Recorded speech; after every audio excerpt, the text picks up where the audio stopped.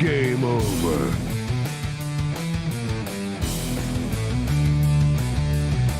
Fuck! What the fuck? Fuck! Hold the fuck! Fuck this fucking! How did you do fucking fuck? Fuck! Game over, man. Game over. Game over.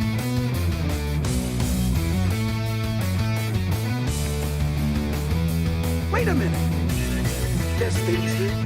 There's trees. There's rocks. There's clay. There's frogs. Come on. We'll bless them all until we get versticken. Join me.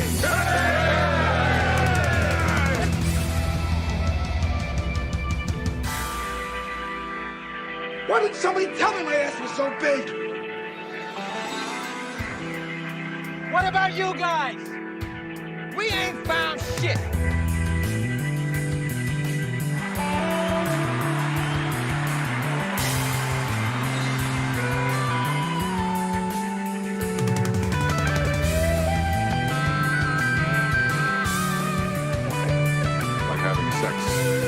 Painstaking, arduous task that seems to go on and on forever, and just when you think things are going your way, nothing happens.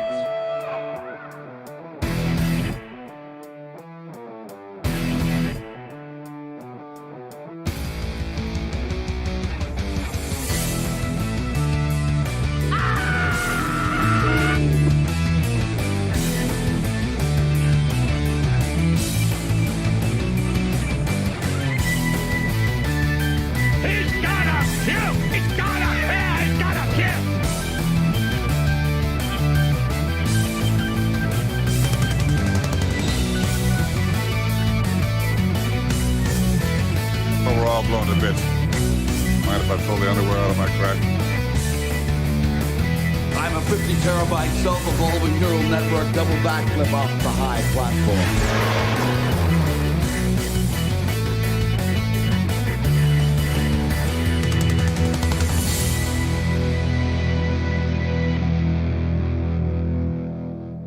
I'm really just happy to be on TV.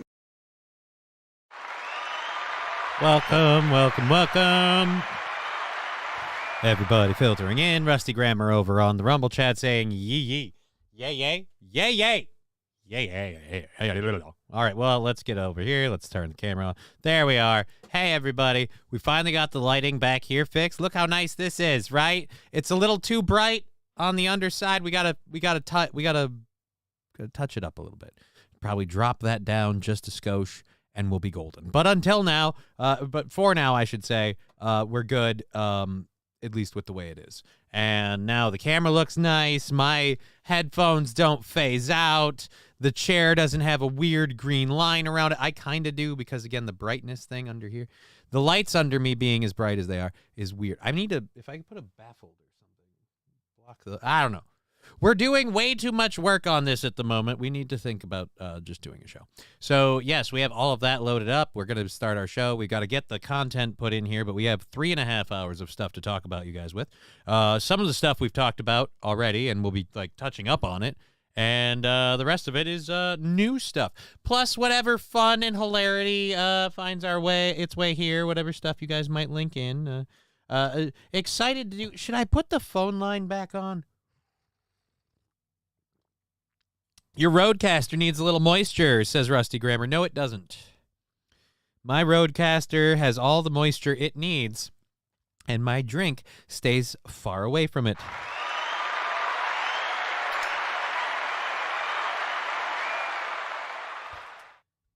I love that the next time I go to Aaron's house and spill, and he loses his shit, like, really, man, really? I can look at him and go, I learned by watching you.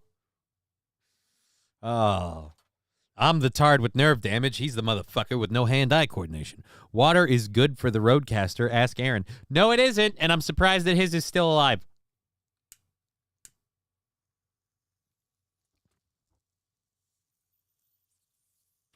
Trucker 18-wheeler saying Aaron spilled again this morning. Timestamp. I did not have the time to watch the show. I've had medical appointments up the ass all morning.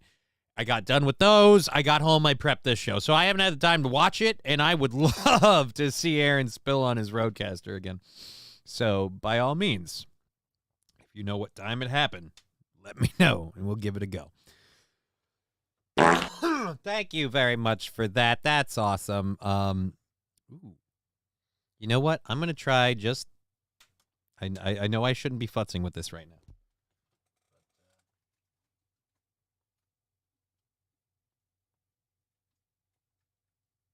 How's that? How's that? That's better.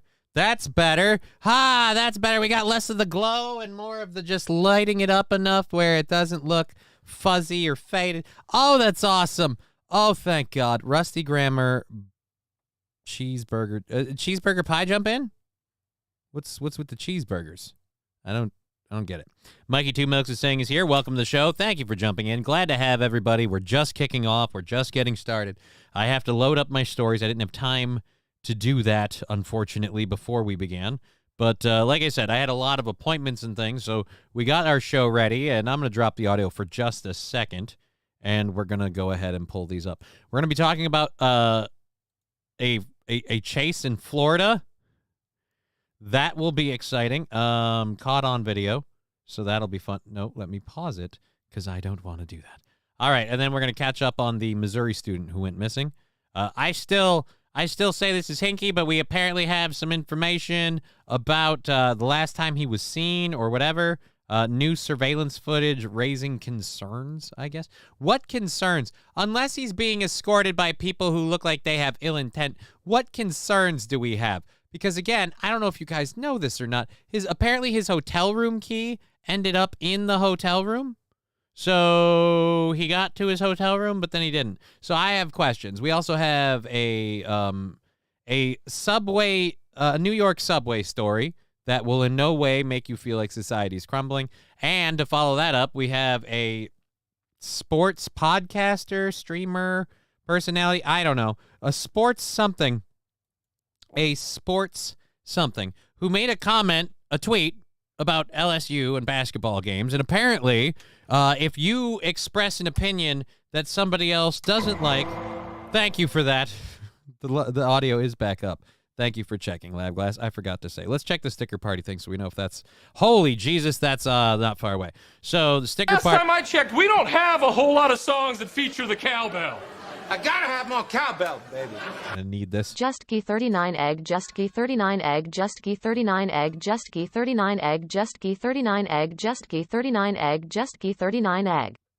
Thank you, Star Trek computer lady, as well as Fanatical Bucks fan supporting the show for 19 months. That means a lot to me. I can't even properly emote it, but thank you for all of that support and helping keep this show going. Cowbell for our good friend, Fanatical Bucks fan. Hey-o.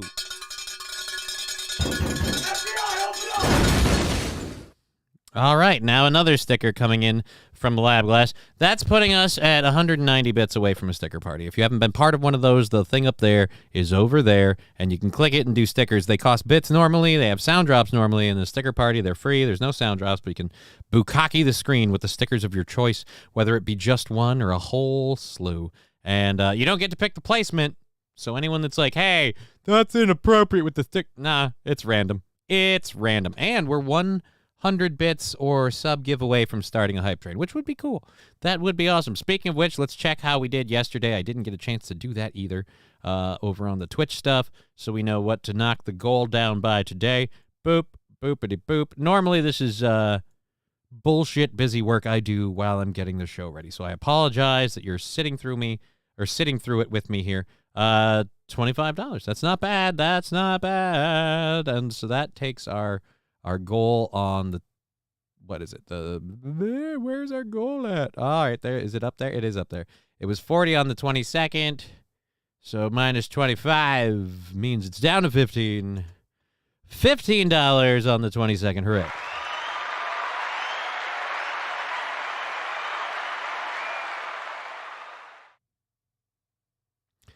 Okay, so let's go ahead and save that there. Yep. Everything's loaded. Everything's good. That's done. How about the filtering in thing? Looks like we filtered in there. How about on Rumble? Rumble's still a little low, but you know, what are you going to do? What are you going to do? We might as well get going. If anybody wants to kick that hype train into first gear, cool. Otherwise, we'll just launch out the show pretty much here. Where's my oney? I need that thing for this. Because this part of the show is the part where I go, fucking goddamn it, what's wrong with our world? All right, so where is... Oh, there it is. Jesus, I was going to say all was good until that disappeared. All righty, so 2 minutes left if we want to do that. It might have been last night he spilled, but either way, I was watching it this morning, says Trucker 18-Wheeler. Mark Coleman is awake and talking to family. Here is video Johnny.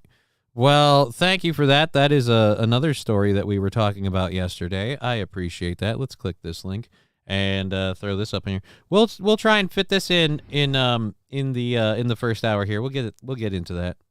So because again, that is following up on something we covered earlier. So we have a bunch of things to get to. Should we do the Mark Coleman thing first? Maybe we should do the thing first. I want stickers for Rumble. Bud Britches, I want stickers for Rumble. I want Rumble to take all of the coolest stuff that Twitch has and incorporate it. I really don't care about YouTube incorporating stuff because YouTube to me is like, can we get monetized on it? Cool, great. That would be awesome. I would really, really like that. But overall, I'm not too worried about appeasing YouTube. In fact, several things I'm going to say today might piss off YouTube, so I don't know. Maybe we're just good going under the radar. At any rate, yes, I want stickers on Rumble too. I would love it if all three platforms could do the stickers, could do the whole thing. If I had an endless supply of money, I'd like set up my own thing and be like, hey, we do stickers, we do crazy stuff, blah, blah, blah, blah. But that isn't the way it goes. I sent you the video on Messenger last night, Mr. Spilly last night, YouTube clip. Okay, we've got a clip.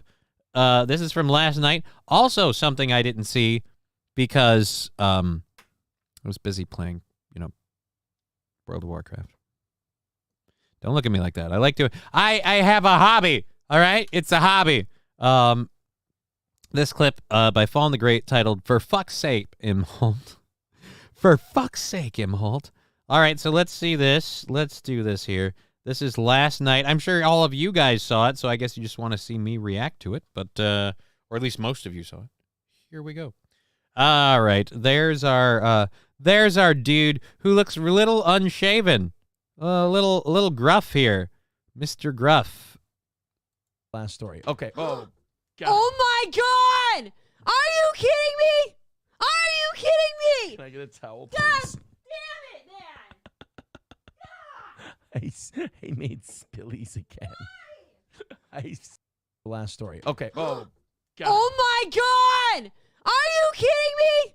Are you kidding me? Can I get a towel, God please? damn it, man! I made spillies again. Last story. Okay. I mean, sweet Jesus, Imholt. When are you going to learn to stop putting beverages in this immediate vicinity? Beverages right here. You are, like me, a left-handed mouse user, and you're a right-handed keyboard user. You're putting the drink in the middle. No. I didn't. I was asleep, says Saint Caesar. Wait, what happens, says Ryan Dirty? Oh, shit, my camera's in the way. Fuck me, I got to take my camera off the screen. So apparently last night, I don't know what they were discussing. This time they can't blame the subject matter.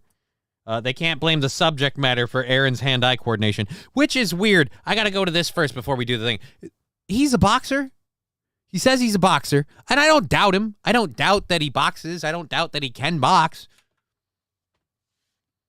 But that's how good you can control your fucking mitts, man? Really? Jesus. All right, let's pull this off again. That's what she said. All right, so let's take the camera down and we'll rewind it. This is an incredibly short clip, only 14 seconds long. Thank you, Fallen the Great, for sending it to us.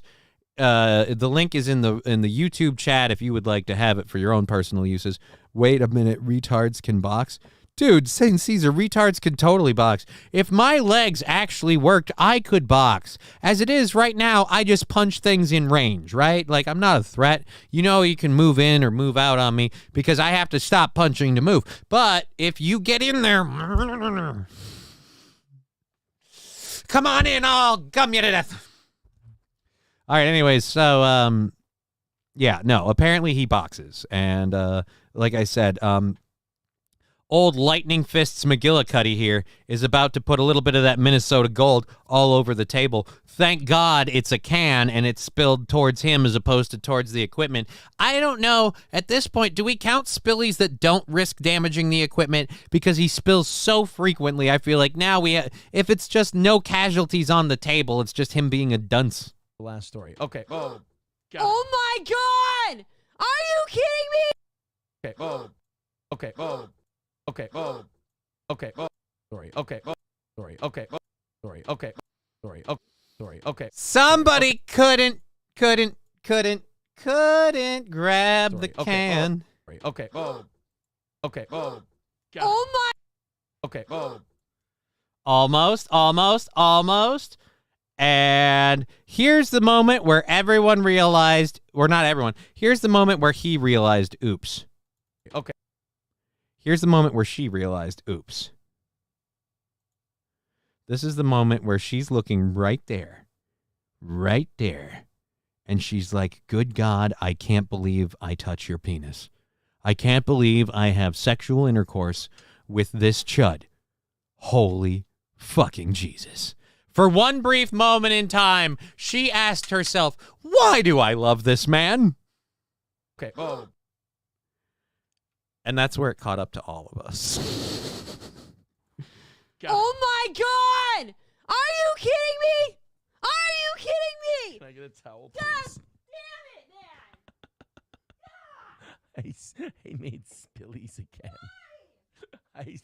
Last story. Oh, I got it right there. Here, nobody knows what's happened. Here, the only one who's aware of the problem is the can. Oh, I got to take my camera off again. This is the problem is I got to get a smaller view for this or something because I can't Zabruder it and be on screen because all the sippy tippy cup action happens at the bottom. Let's all send Aaron sippy cups. He apparently has a sippy cup coming his way, and he needs it, apparently. Holy Jesus. Hopefully she never leaves him, but I'll understand. Look, I don't know if she'll ever leave him or not, but I will say this.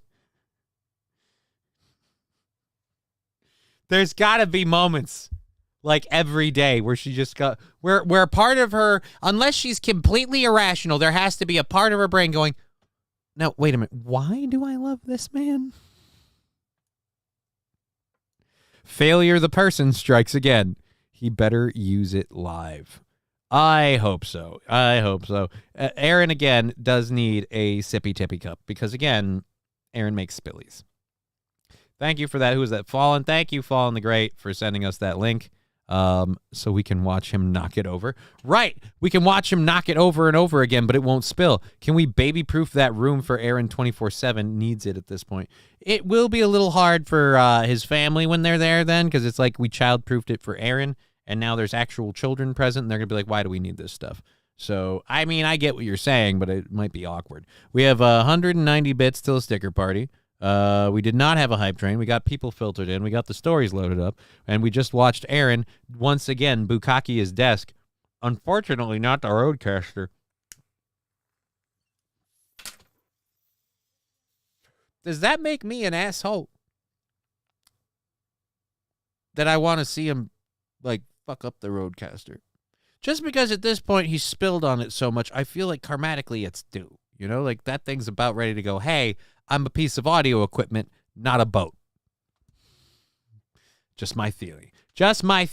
All right, we'll go to this. What was it? St. Caesar linked this to us. This is a Twitter video. We talked about Mark Coleman, excuse me. We talked about Mark Coleman yesterday. Former UFC fighter, had a pretty, middle of the road kind of career. Not a big name, but not a bad guy. He did all right. And apparently his parents had a fire. Oh, we're getting a call. I didn't put up the Google number. Let's see who this is. Interesting. I have to, my Bluetooth isn't on. Let's turn the Bluetooth on.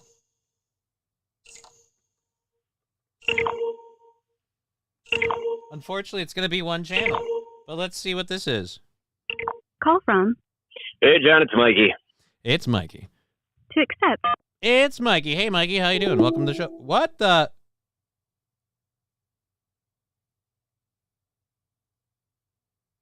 I was was getting it there.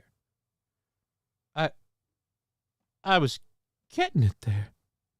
God damn. Mikey, man, I almost had it. I was just...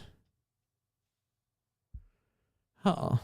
All right, Aristocox, I'm sure she loves being the man of the house, killing bugs, taking out the trash, paying for his many petties. Right, yes, I'm sure she enjoys that role. But that is why I say again, and I have no proof of this, this is entirely my theory. Beard. Beard. Like hardcore, serious beard. That's all I'm saying. I'm saying he brags a little bit too much of, I get to have sex with her. Right. And after this, we're going to have sex. Right. Look, no offense, man. When I'm getting plenty of sex, I don't feel the need to tell people about it. I mean, I don't hide it. People are like, hey, you getting laid regularly? Fuck yeah, I am.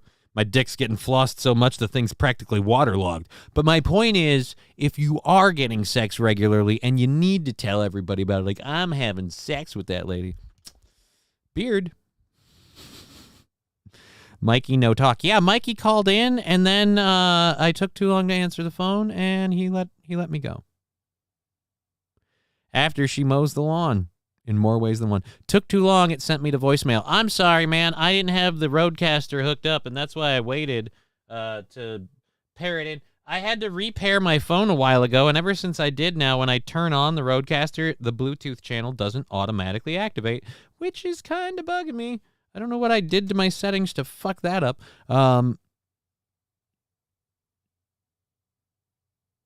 Aristocox, I wonder who in the chat she thinks about when he's on top of her. I guarantee you nobody in the chat. I guarantee you it's nobody in the chat. She doesn't think about people in the chat. She thinks about actual people, like pictures she's seen, I'm sure. Again, I feel like Justin Jefferson, is that the Vikings player? I feel like that's the one right now, the big one. But again, these are all theories. I have no evidence for this. I have no personal experience to base this off of. I'm just saying he seems awfully flamboyant, and I can totally believe that they're a relationship and they're two straight people who love hanging out and loving each other. I can believe that. But I can just as easily believe fucking beard. Beard to the high heaven. Top shelf beard, by the way. Top shelf beard. But still, beard. Beard. But we don't know. Again, it's my theory. And I'd love this to get back to, hey, you're saying she's a beard? Like, I'm saying it could be. I'm saying I ain't seen the proof. I don't need to. I don't need to see the Aaron and April sex tape. I don't want it. But I'm saying, if I found it out tomorrow, it would answer a few questions.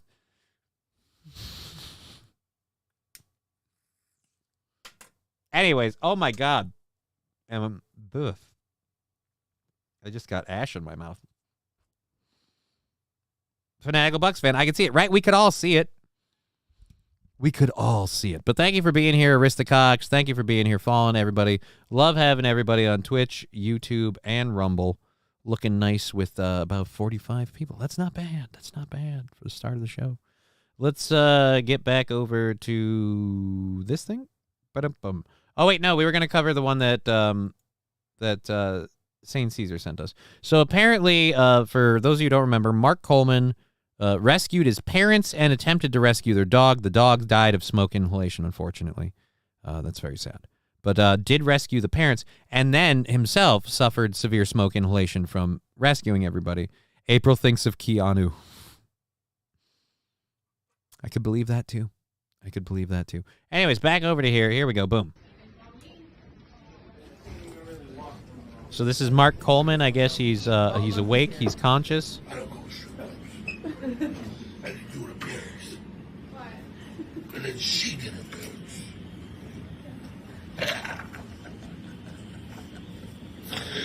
I'm the happiest man in the world. I swear to God, I'm so lucky.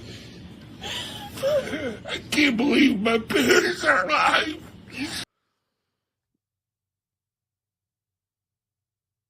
I mean, I want to make jokes, but that one's kind of sad, although it is kind of, I can't believe my parents are alive. Were they not a minute ago? Happiest man in the world. I swear to God, I'm so lucky. I can't believe my parents are alive. I had to make a decision once. Because I got out of my room and went to the door, and it was already horrible. I couldn't breathe. Oh, man, he was in the room. Oh, man, he was in his parents' house. Oh, Jesus. Aristocox, I used to call Aaron Peg just because it's what he loves to do. Yeah, it is what he loves to do. You know what? This is kind of sad, man, but thank God he rescued his parents. They lost, again, the dog dying part still bothers me, man. It still bothers me. You could say I'm a pussy or whatever, I don't care. But, yeah, I'm glad his parents are okay. He's super, dude is a hero. Yeah, he carried out his parents. He carried out both his parents and the fucking dog. Okay? They all got severe smoke inhalation. He carried out his parents and the dog. The dog still didn't make it, unfortunately, but he went the mile, man. Yeah, I'm very happy that guy, I can't really make jokes about it. We'll finish this clip up and move on. I was had to go outside. And I went back and God, I can't believe it. All right, he's getting sad and gurgly. I can't do it. It's too painful to watch. It's, ugh. He's getting sad and gurgly. And I get it, man. The dude has severe smoke inhalation. His lungs are chotched, and F for the dog. Yeah, the dog, it's super sad for the dog. It's super sad for the dog.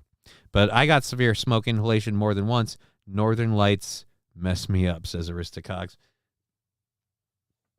We do have a story about weed and everything about that later. Thing is, if you choose to carry out the parents, you're fucked. Because PETA and animal lovers will come after you. Riding Dirty Llama chose to carry out the parents and the dog.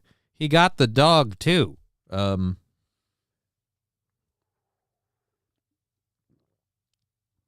I have another question. Why wasn't the dog barking or something?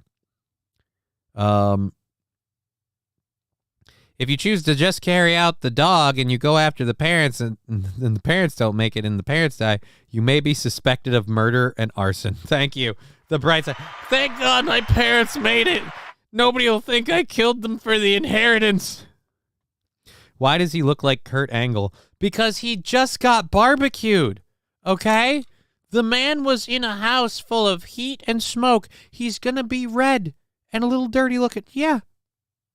He looked like Kurt Angle, but his neck moves.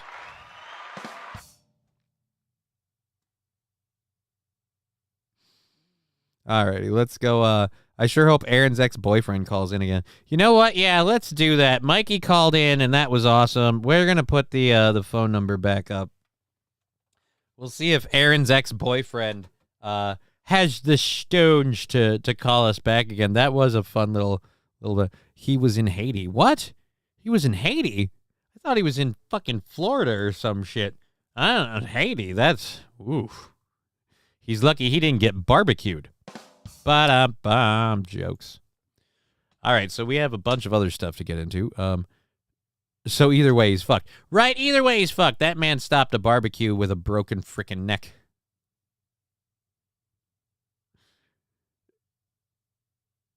That wasn't Kurt Angle. Actually, I felt he looked more like Goldberg than Kurt Angle, but right. Okay. You said he got barbecued. Oh. Well, he kind of did get barbecued. He was in the house. If this was the 90s, Stone Cold would say 316, you just burned your house down.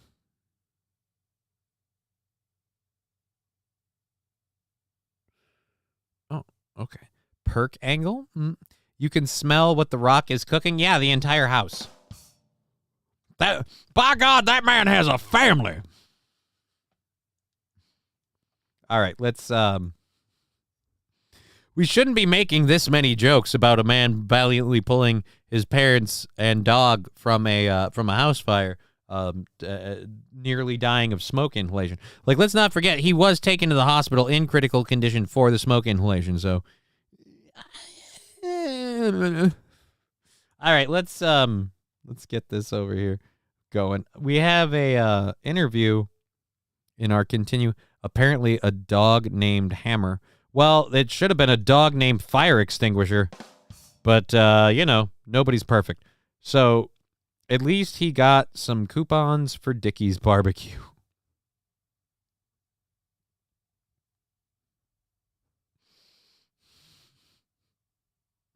Again, guys, the dude saved his family. Okay. By God, physically. by God, that man had a family. God is my witness, he is burned in half. Yeah, so, yeah. All right, our next video that we have for you.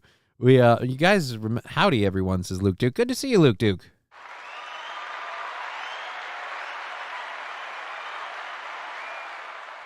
Saint Aren, he deserves the jokes. SOB just made the will. You just made the list. I don't have a lot of wrestling quote things because I'm not a big wrestling guy, but once in a while, Aaron uses a lot where I'm like, I just like if I had them on command. Just, you just made the list. Bam. That'd be great. That'd be great. So he started the fire just to be called a hero. It's old hat. Right. The guy did. Let's be honest. The dog didn't know. The dog didn't know there was a fire. Mom and Dad didn't know there was a fire. He had to come in and save everybody.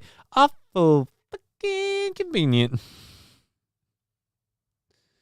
All right, let's I keep trying to move on from the story because I feel a little bad about burning on the guy whose house burned down and he saved his family. But at the same rate, the jokes are funny. Like, they're good. They're good. Come on. Aristocox one was good. Shut up. You like it. Don't fucking lie.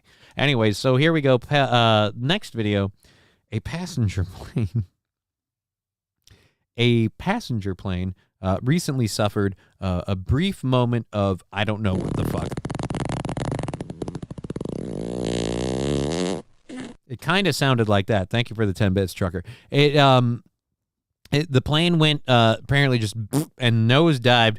People flew up to the ceiling, hit their heads. There were blood spatters on the ceiling. Like, it was aggressive. It was violent. People were hurt. The plane had to turn around and land in Auckland, New Zealand.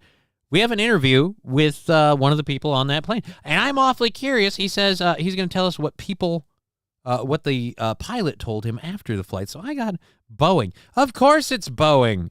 I'm curious, how many other airline companies are there besides Boeing? Like, who else makes, like, jetliners? Because the Concorde is done, and the company that made that, I don't know if they're belly up, but they're definitely... You're right. Who gives a fuck? Thank you, Trucker 18 Weird. Let's get over to the story. And again, talk about the plane that went boing, boing, boing, boing. Thank God you're okay physically. I can only imagine the mentally, trauma. I mean, it's a terrifying incident. Mentally, you're probably still a vegetable. Describe to me exactly what happened. You know, you're flying along. Can you describe to me exactly what happened? You know, you're flying along and the plane nosedived and you kissed the ceiling against your... Can you describe me what it's like to be thrown into the ceiling of an aircraft? I hate them. Can you describe, like... Tell us in your own words. The Concorde is no more. It was too expensive to maintain and fly. Exactly, Aristocox TX. Because of the whole problem with breaking the sound barrier over populated areas. Which is why we did that story about the silent sound barrier plane, which was like, yeah, how soon until that's first implemented into spycraft so they can fly all over the place and you can't hear them? All right, this is why I don't fly anymore. Dude, I've never flown. Kind of like cocaine. I never did it, and I feel like I missed my window. I think in your case, you dozed off, and then what? Yeah, thank you. It was like a scene out of a movie when actually you're actually in the movie. It was like a scene out of the movie when actually, you know, you're in the movie. Because most people who experience something that was like a scene out of a movie naturally find themselves sitting in a chair with a tub of popcorn. I did not. All I felt was the ceiling kissing my face, and then I was like, great, where are the after-movie credits? St. Caesar, you fell asleep. It couldn't have been that bad. Right. What woke you up? Was it the weightlessness, or was it the abrupt stop when you met the ceiling? Which part was more jarring? I had dozed off and luckily had my seatbelt engaged, and the next thing you know... So in other words... Fine. I'm okay with the events that are unfolding currently. I'm not. We're supposed to hear about the horror of this experience, and this guy says, I was locked into my chair, so it really wasn't that bad for me. Like, no. I want to hear from somebody who was like, well, I was sitting in my seat, calmly thinking about what am I going to do when we land? And then, without even a moment's notice, no hesitation, I'm violently lifted from my seat, coming at the ceiling at a speed that would make me think I just robbed somebody. I then hit it with full force, leaving a blood stain on the ceiling and a brown stain in my pants. To which I was then thrown violently back down to the ground of the airplane. As Trucker 18-Wheeler said, fuck. 60 bits away from a sticker party for all of those of you who want to participate in that. It seems like it might not be too far off. 100 bits, up 50 bits away. It's dropping like a rock, and then you'll get to bukkake the screen with stickers, as I always say. Here we go. Let's get this. Let's find out some more about this flight. The plane, as I've kind of learned to understand, dropped something to the effect of 500 feet instantly. And then had the effect of it coming like a roller coaster and then started to point down. And that's when and I opened my eyes and there was various individuals at the top of the plane, just stuck to the roof, and then they fell to the floor. And then I just realized I'm not in. No. I realize you're explaining it from your point of view, and thank you for continually screaming fuck, Lab Glass, and everybody else with the stickers. Actually, no, it looks like it's Lab Glass. All right. Oh, it's a flight, not the movie theater. Never mind. Yeah, it's like being in a movie, except you're in the movie. Or no, it's like a scene out of a movie, except you're in the movie. I would feel like you would feel more like you're in the movie theater. You were buckled into your chair. Fuck! I mean, the people that kissed the ceiling at maximum speed, they'd feel like they were in the movie. I feel like you still would feel very much like a watcher more than a participant. Like I said, strapped to your chair. I have 149 miles from American, and I don't plan to use them. Too much shit is going wrong lately. Worst thing I experienced was landing in Denver once. The ass end of the plane went sideways. I was fairly certain I was fitting to die, but it swung back around for a bouncy ass landing. Oh boy. You got hit by a tailwind. You got hit by a tailwind coming in the side, pushed you a little bit, and then you got out of the way and you righted. Oh, that's gotta suck. Oh, that's gotta suck.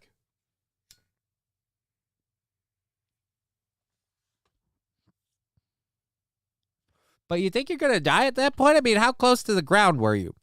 You were coming in for a landing. Now, my question is, were you, like, on the runway, like, on the approach? Or was it like, we'll be landing in about 10 minutes here, so everybody please have your belongings, blah, blah, blah, blah. And then the thing went squarely. Like, then oh, shit.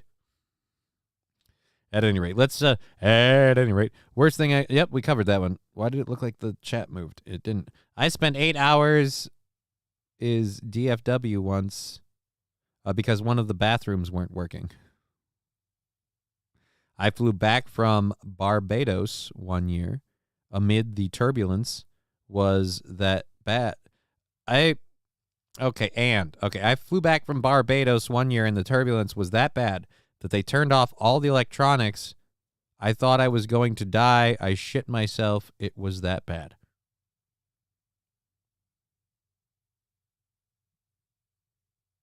I've never been so worried for my life that my bowels evacuate. We've stalled 10 bits from a sticker party. Hilarious.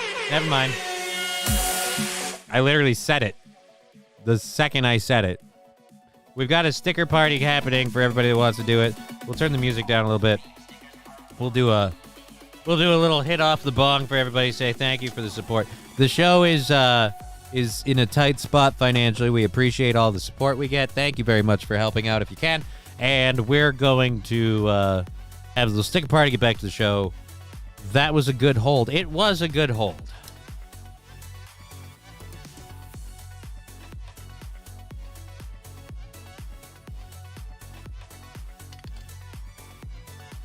Again, thank you for supporting the show and being part of the program. We really, really appreciate it. It's how we keep going.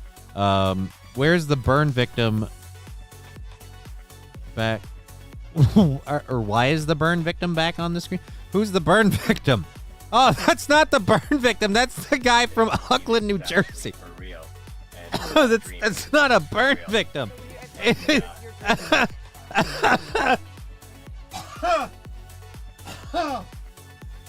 That is not Mark Coleman. Fuck, Nash Albertson. That one wasn't bad. That one wasn't bad. Hey, why is the burn victim back? Oh, fuck. That joke was funny and well-timed. R.I.P. Johnny. Oh, wait, he's okay. That was close. Right? It was close. And we're going to talk about, apparently I didn't realize this, and you may not know this if you smoke weed as much as I do. You're apparently risking your life. Mm-hmm. Like, huge risk to your life. There's a report that came out from, like, what is it? From, like, the National Health Organization and the CDC. You know, trustable sources. And they're telling us how marijuana is bad for you. Marijuana is bad news bears. So we'll go ahead and we'll look into that and see how many people are swayed. I'll let you know whether or not I am. We'll talk about that study. But that is in the second or third hour. It's in the second or third hour, and we haven't finished the first hour. Let's get back to man explaining horrible flight. And it feels like a nosedive. There's a moment where you think maybe it is a dream. But you wake up to see someone hitting the ceiling. Yeah, and I looked next to me, and the guy was out of his seat and on the ceiling of the plane, and then he fell and hurt himself pretty bad, and then people were screaming and. All right, pausing this just a second to acknowledge Aristocox TX. I've inhaled way worse than weed. Diesel fuel bonfires can't be great for the old lungs, but whatever. It's. Like I said, it's an interesting study. It's an interesting study. Oh, that's the phone number, not the sticker party. We want the phone number up, the sticker party down. It's an interesting study. This wasn't exactly Final Destination. No, it wasn't. Wow. Why did I yell? Oh, what a feeling when you're flying against the ceiling. Oh. Hey, man, do I get discounted? I didn't get to use my seat for the whole trip. Or do I have to pay extra for sprawling out? Crying, and yeah, it was mass chaos for a few there was crying, short seconds. Dogs and cats living together. Mass hysteria. Oh my God, now this is it. I'm going to die. Yeah, there was clearly a moment in my head, and I love how polite it is. Yeah. No shit, bitch. No shit, bitch. I thought I was going to die. People were kissing the seal and the plane was going down faster than my prom date. I mean, seriously, I thought it was over. I just kind of resigned to the fact that this could be it. You know, this might be it. And then the announcement came on, take your seats, please, anyone. You know, we'll be sending help as quickly as possible. There's any doctors on board, and a few doctors stepped up to the plate and started. One doctor wanted to step up to the plate, but he had previously been thrown up to the ceiling, so right now he wasn't in a condition to help anybody. Who is it? Somebody just said something. I saw it in the chat screen there. It's on YouTube.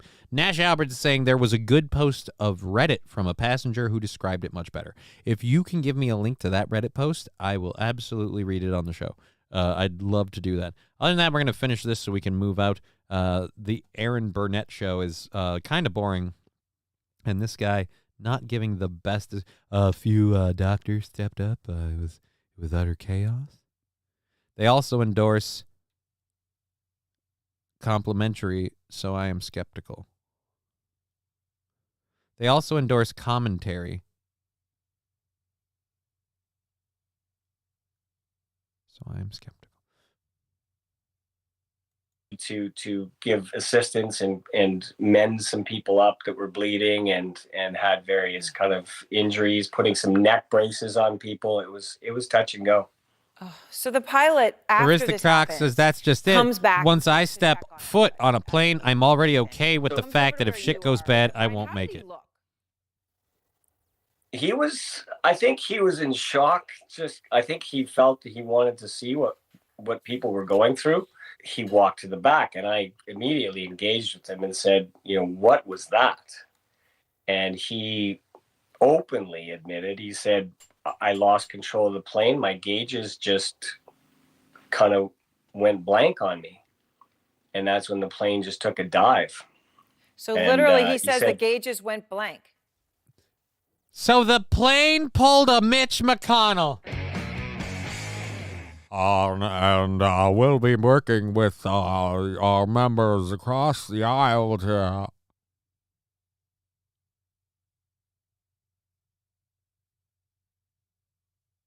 So that's what the plane did. The plane Mitch McConnell just stopped dead in its tracks.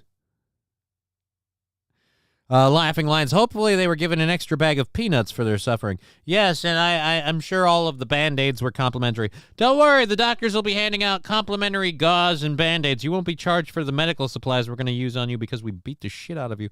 Did Aaron spill water on the plane's control panel? It's a good theory. Where was Aaron Imholt and his cup at that time? Good question. Yeah, he said they malfunctioned. Mm-hmm. And did he say that made it so he didn't have the ability then to even control it, to fly it? He said for that brief moment he couldn't control anything, and that's when the plane just did what it did, and then he said the gauges came back and then re-engaged, and the plane just re-engaged to its normal flight pattern. Yay! And we had no issues before, no issues after, but just that moment. I mean, it was quite surreal. That is terrible. All right, this guy sucks. It was quite surreal. It's just, just a guy doing what he could do. Jesus Christ. Okay, technology needs to slow down a little bit, says Trucker 18-wheeler.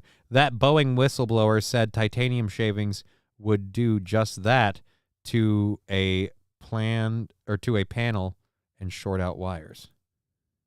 Or to a plane and short out wires. Nash Albertson, and I don't know how to link that Reddit story.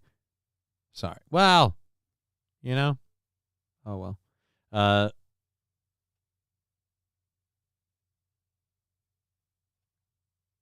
Well, hello, cute lady. The Paige Sporanic of Instagram modeling. I kind of am curious about this, but I don't really want to go down that rabbit hole just because there's a thirst trap in it. Let's go ahead and ditch that story. I didn't ever have that one on here. All right. Shootout. There we go. The shootout in Florida. So we're going to catch up with Florida because we're running out of time in the first hour. We still have 2.5 hours of programming to do. And we got to kind of, move this along. So we'll get flying into and out of Denver. Worst experience flying ever, says Bud Bridges. Is it because of where you went, or was the experience really bad because of the plane? Like, was it the plane ride, or was it the destination?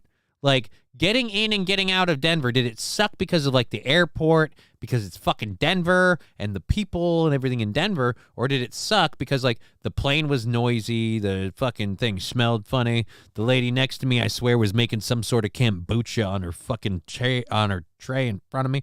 I was just, for the love of God. And then the guy next to me kept snoring and falling over onto my side of the plane. Why did they stick me in the middle? I hate being the fucking meat of the sex sandwich in this shit. It's not cool. And I don't know how to... Yeah, we did that. Technology needs to slow down a bit. So does time. I don't know. I feel like time's moving at the same speed every time. I just feel like now it sucks more. All right, we're going to mute this while we get this ad finished. And then once the ad's finished, we'll go into this story. We have apparently a truck driver was arrested in Florida following a road rage incident where he filed multiple gunshots at another trucker through his window while driving. So apparently everybody now, everything is to street level. We have no conflict resolution skills. It's all about unloading on anybody that, scuffs your metaphorical sneakers. Let's go here, and there. All right, so this is the truck driver. Whose video is this? Is this the guy who shot or the guy who got shot? Oh, the guy who shot. I love that we're playing the road rage video of he who shoots. We're going to take the camera or the chat off the screen. Mad Max, says Angry Saxon. Practically. So this is the guy who shot. I really wish this video weren't so grainy. Could make out a lot more of the people involved. It's a nighttime lens, so everything's gray. So he just opened fire. Video appears to show a truck driver shooting a gun at another truck driver while driving on a highway in Florida. And this is the sheriff's office. He did it again. He did it again.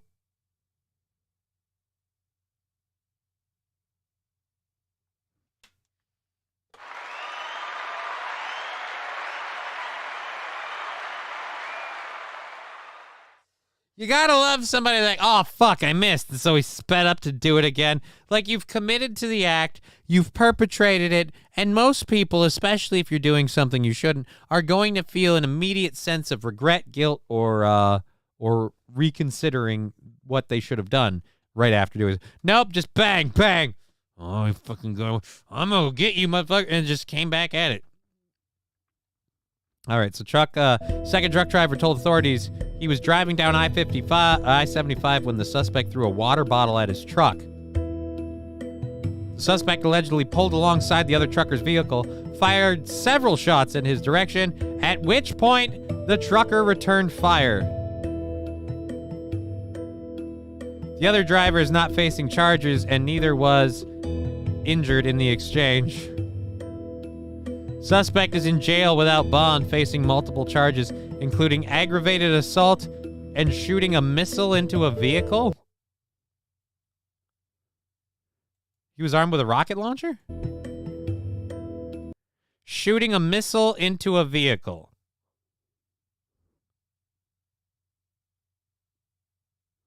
Motherfucker had a bazooka and missed? Yeah, Rusty Grammar, a missile? Aggravated assault and shooting a missile into a vehicle. A missile? Fanatical Bucksman, anything thrown from a moving vehicle is a missile.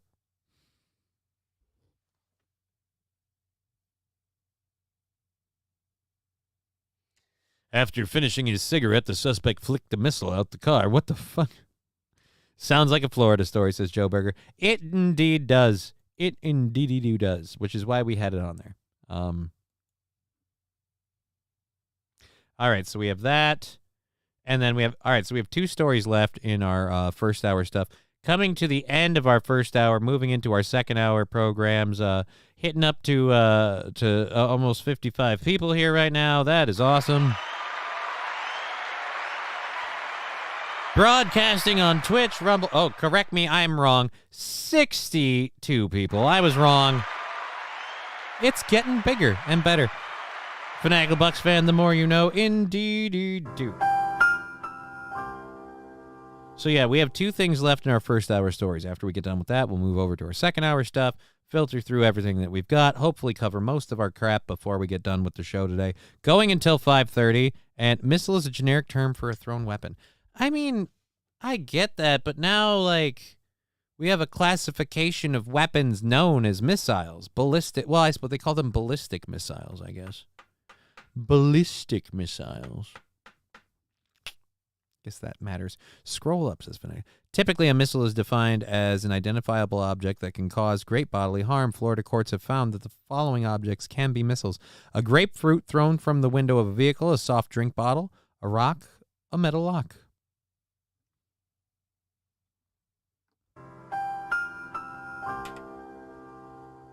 I got fucking missiles for days, Pally. Sup, Nubians, says Hitler Diff. Hey, Hitler Diff. Nash Albertson also saying on the YouTube, I missed it. That's how you that's how you charge someone with throwing rocks too. Aristocock saying that's my idea of a convoy, maybe a cab-mounted 50 cal. Eastbound and down, loaded up and trucking. I got a grenade launcher, so you better run. We got a long way to go, and I'll blow your ass up if I catch you. Oh, man. Jesse, now you know. I do. I know. Now I know. I know someone who threw a cologne bottle and is a felon now.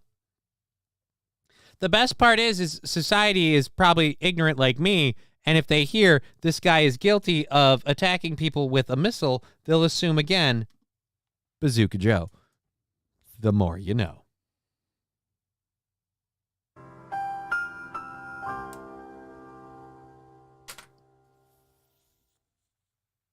That is the best thing I've ever found out.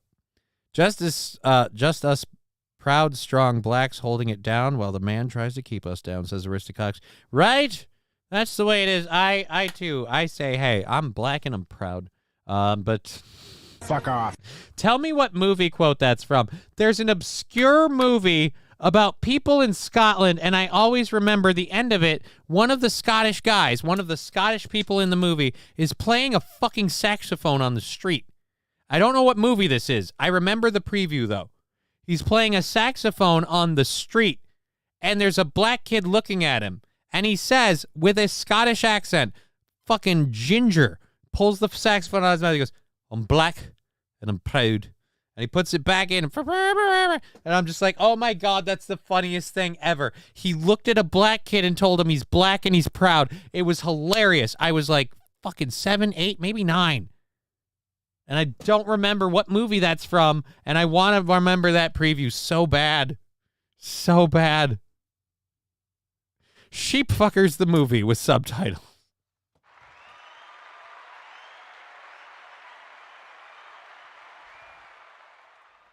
I really don't think that was it. I don't remember where I saw this preview. I can't remember any part of my surroundings where it's happening. It's one of these things where some moments in my life, my recall fixated on one thing, and I can't remember what led into the preview. I don't remember anything about what the story's about. I just remember a fucking ginger with a Scottish accent who had like a fucking... What's that flock of seagullies fucking whatever haircut that what's his name had on Full House? I had that. He had that kind of thing going, and he looks at a black kid and saxophone out of his mouth. I'm black and I'm proud, and it fucking drove me nuts. I love that line. I need that sound drop. I need that dude saying I'm black and I'm proud. Like just 'cause it's hilarious. Maybe just to me. I'm a chud. Who knows? Let's go ahead and hit play on this. Again, all of you joining us on Twitch, Rumble, and YouTube. Love having everybody. Over 60 people is awesome. We're going for another 2.5 hours. We've got this video that we're going to pull up on the students missing, or the missing student from Missouri. So a 22 Missouri student, Riley Strain, vanished after a night out in downtown Nashville as part of like some sort of college trip.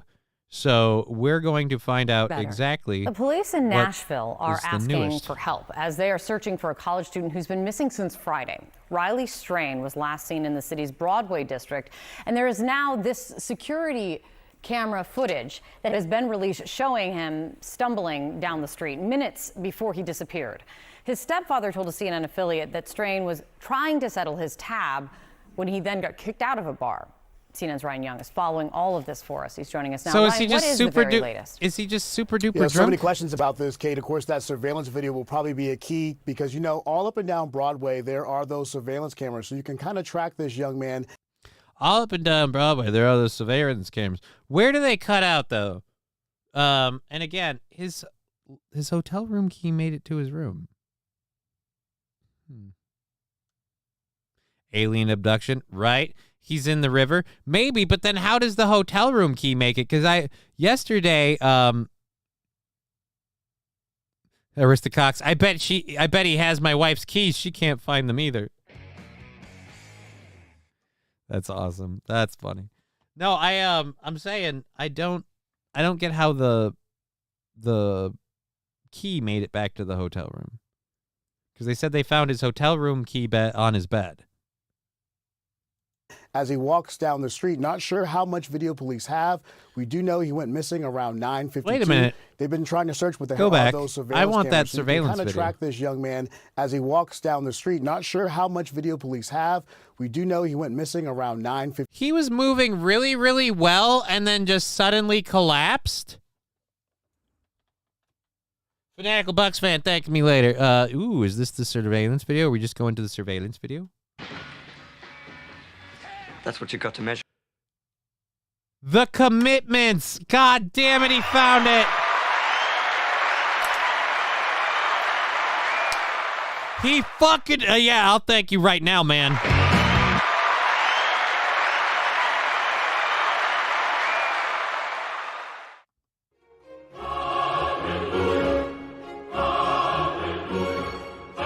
We're doing this video after the thing. We're going back to the other thing.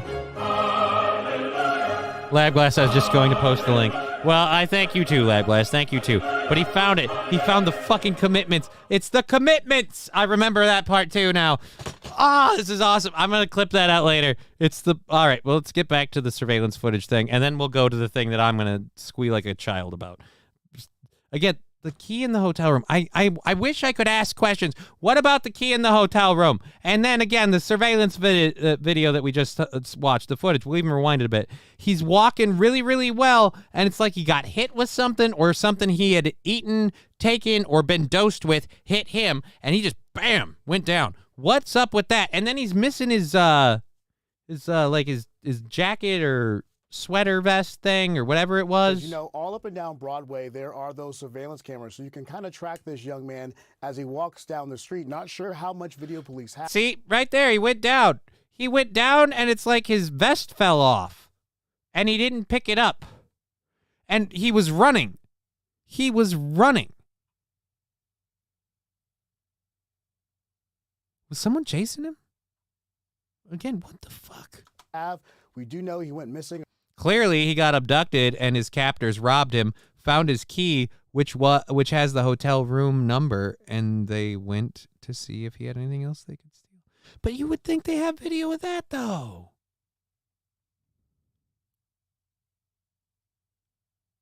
Aristocock saying, sometimes they give you 2 keys. Don't let the key in the room thing turn into a red herring. True, I have been thinking about that, too. Like, maybe it was an extra key.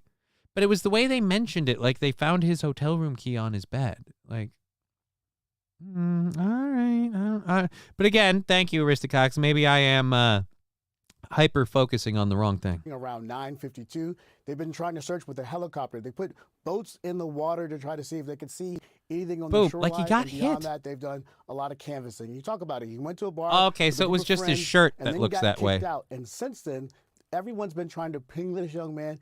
One thing that stands out, he's 6'5", has that thin build, has blue eyes. So police are hoping all this extra attention helps them sort of gather more information. But listen to his heartbroken stepfather talk about this search for this missing young man. This is definitely the worst nightmare. Riley talks to us, whether it's me or to his mom. He talks to his mom 3 or 4 times a day. I mean, it's for him to go this long without talking. Not normal by any means. Oh. Yeah, the University of Missouri put out a statement that says our thoughts are with the Riley's family as the search continues. We'll be offering any support that we can provide them. You can understand, obviously, everyone in this community is trying to figure out exactly where he's been and where he's gone. Police continue their search. Our thoughts are with Riley's family, but obviously not with Riley because we don't know where the fuck he is. So, don't scrape that in the trash. That's not cool. Eat a dick. Commercial. I'm not doing that yet. Not doing that yet. Let me get to it on my time. What a cucks. I am going to say 22 years old and you're calling the stepdad or the mom every day. I don't know. Maybe, you know what it is? I'm projecting. I'm a horrible asshole and I'm projecting because my parents never talked to me. Hell, the last time I saw my parents, I honked my horn at them and they didn't recognize me.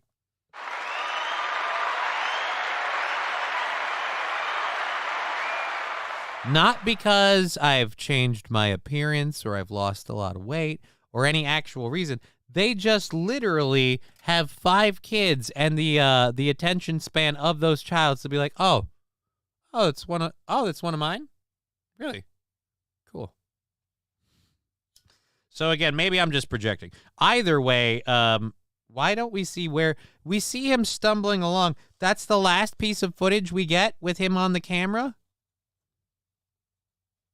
St. Caesar, yes, it's because you could walk back then. Why didn't I think of that? Why didn't I think of that? Closest thing they'll get to getting him back, finding a kidney on the internet. Oh, I hope not. And then and now because of the world we live in, we gotta start playing the game. If that's what happened to him, were the people involved legal or illegal? Because now the fun thing is, whenever any good, upstanding American gets hurt, maimed, and/or murdered, we now have to immediately politicize the event to go, but was it an illegal? And that's only because the shit show is so bad. Oh, anyways, speaking of crime and locking shit down, let's talk about New York.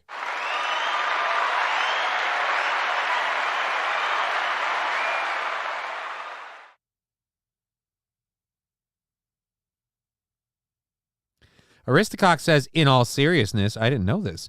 It could be connected to what's going on in Atlanta. Someone is drugging young men, then gaining access to their phones and stealing thousands of dollars. And then Hitler diff adding, then humping them. All right, let's add that, actually. Let's look into that before we move on quick. Missouri.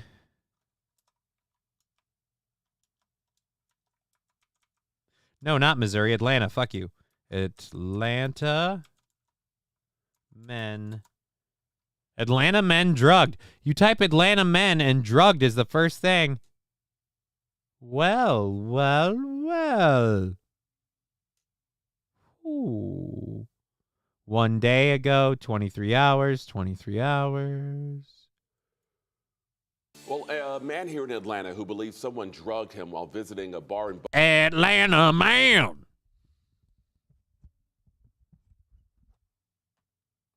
This story made me think of something else, but I'm not going to do that part right now.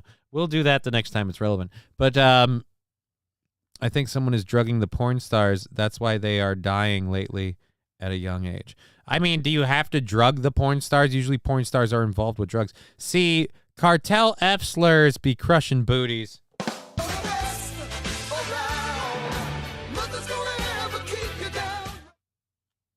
All right, let's go ahead and go into this story. Buckhead is talking about his horrifying experience. Yeah, he is one of several men who say it happened to them. And as Jerry Kearns reports, Atlanta police believe they know of at least one person who could be responsible. They just need to find him. Him? Oh, I was about to say, let's play a game. He or she, which will it be? Who's drugging men to steal their money? And it turns out it's a him. It's a him. So, were these dudes lured in because of some I guess what they were suckered in because I'm a homo, or was it something a little different? You know, I mean, what's going on? No. We're straight. Just marry. He doesn't remember much about that night. My friends mentioned that they just saw me go to the bathroom and then they weren't sure where I was after that. An evening at a Buckhead bar went sideways when he started feeling disoriented. Buckhead bar. Whew.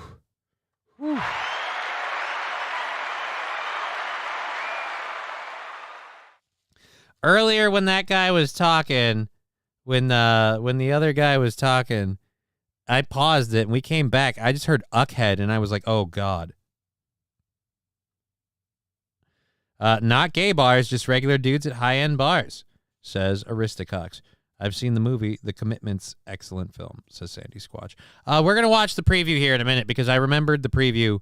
Like I said, particularly one part of it really kind of legitly. I'm adding that to the list. I'm going to have to get that sound drop. You just made the list. We're adding that to the watch-along list. The first watch-along is this March 30th. It's a Saturday at 2 p.m. It's on Rumble. It's Rumble exclusive. And that's if you want to participate. It's going to be the movie Robot Jocks, an 80s movie that I've been told to watch a long time ago. We're going to do that. I'm gonna have, I don't know what going on while we do that. Maybe some beverages or something, but I'm definitely gonna have popcorn, and we're gonna have a good time watching a movie. And your comments will be. Oh, I can't put their comments on. I'll see if I can find a way to get the Rumble comments on the screen for that. But that'll be on Rumble. People will be able to watch it on Rumble. We're gonna have to add that to the list of watch along movies. The what is it? The commitments. All right, and then Fallen the Great saying, I have Lady Gaga news. Interesting. All right, Short Circuit. Short Circuit might be in there too. We're gonna have to start putting up some suggestions and some polls and things. We'll probably do that with the comments of the videos when we do them. Like if you have one you'd like to suggest, drop it in the comments, and we'll just kind of keep that going. See what builds up. We'll build up a list. We'll do that regularly. And after I get a few things changed up and fixed around here, I'll see if maybe we can even bring in some guests for that. That'd be fun. All right, let's do this. People at Buckhead Bar getting drugged and their shit stolen. All right, I've been thinking. When life gives you lemons, don't make lemonade. Make life take the lemons back. Get mad. I don't want your damn lemon. I'm not going to do that. That is someone calling my personal number, and I'm fairly certain that's because it's not Oz or anything like that. It would say it's Oz. I have his number. It's probably a medical thing, and I'm just going to let them throw that to voicemail. We'll deal with it later. Johnny, you just made the list sound drop. Thank you, St. Caesar.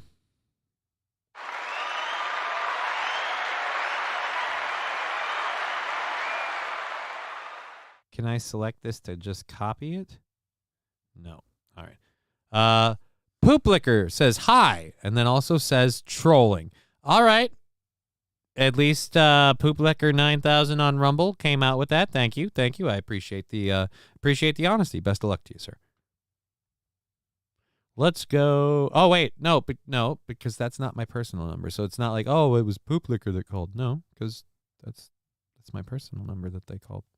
That one's not my personal number. And I want to put it a little bit here so it's a little easier to see. Go. I don't know if someone had drugged me. I didn't think that I drank that much. I don't know if it was the bartenders. I don't know if it was someone at the bar. Like, I don't know if it was, just some random person off the street that just picked me up and was like, let's take him for a ride. John asked us not to reveal his full name. He is one of several men who have filed reports with Atlanta police. John asked us not to reveal his full name, but we've gone as far as saying his first name is at least partially John. Why couldn't you it would have been accurate and still better to have just said, John has asked us not to release his identity. The man asked us not to release his identity, so we'll be calling him John. The man we called John asked us not to release his identity. Any of that. But I feel like half in, half out, man. Pick a speed. Telling a similar story of feeling drugged, then robbed.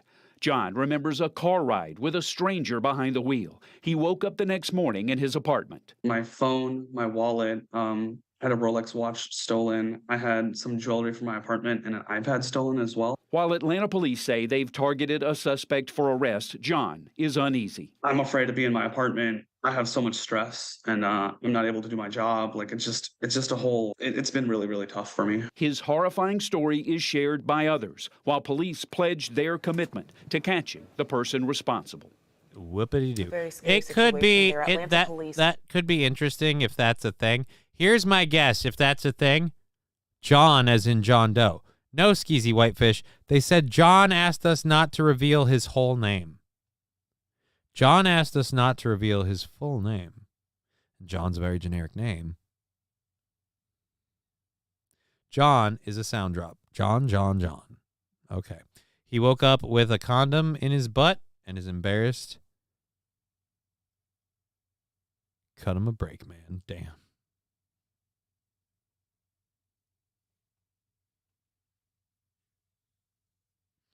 First, I thought it was a tapeworm, and I was like, that's pretty big for a tapeworm. And when I pulled it out, I saw the jizz.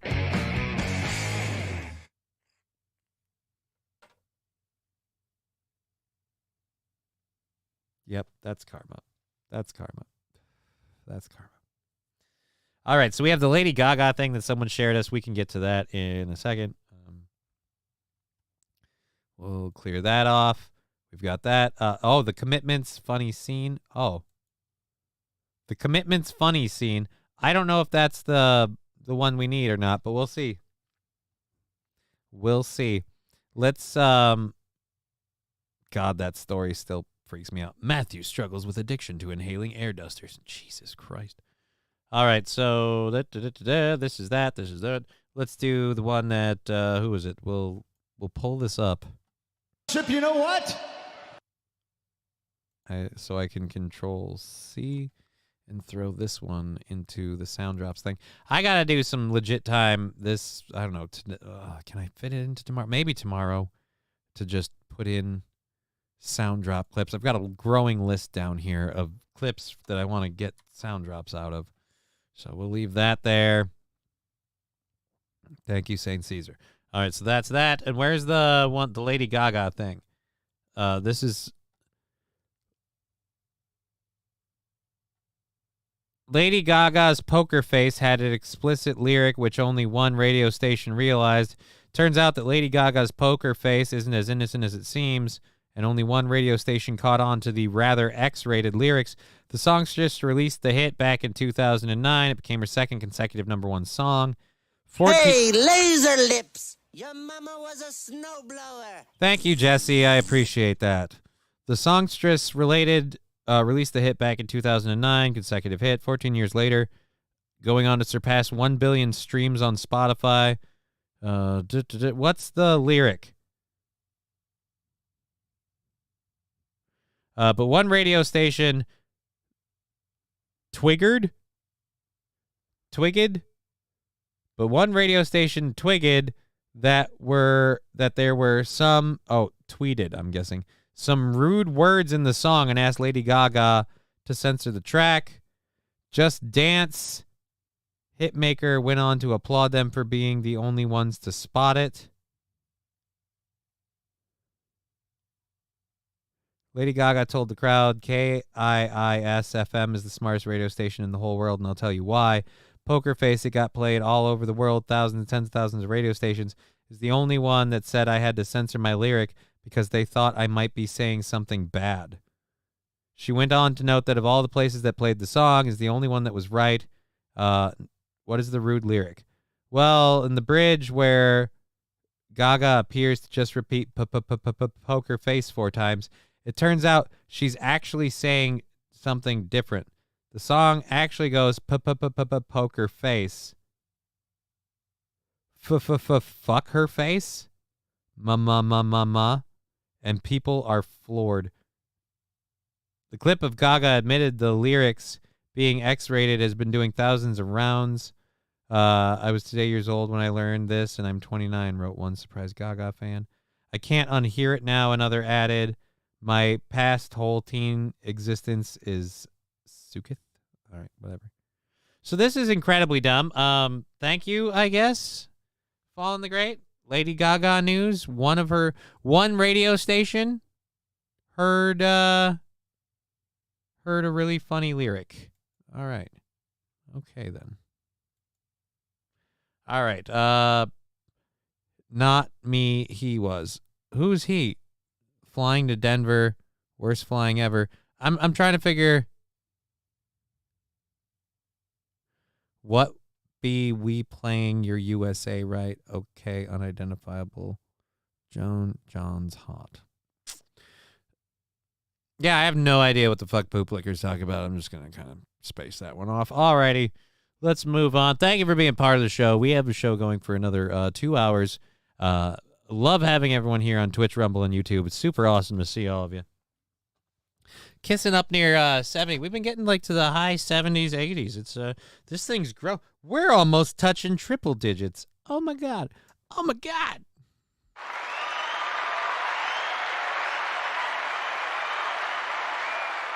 All right. Let's get into our next thing. The subway thing. No, we'll do this. We'll do this now, and then we'll do the subway thing, and we got to get into our second hour stories because we're almost out of the second hour. So this is the funniest funny scene from The Commitments. I don't remember this part being the scene because the guy was outside sitting on like a stone wall. But whatever. And that's not the guy. That looks like Jude Law. That's what you got to measure up to, lads. Do you not think, what? Well, like... He's the one right there. He's the black and proud saxophone player. Maybe we're a little white for that kind of thing. Do you not get it, lads? The Irish are the blacks of Europe, and Dubliners are the blacks of Ireland. And the Northside Dubliners are the blacks of Dublin. So say it once, say it loud. I'm black and I'm proud.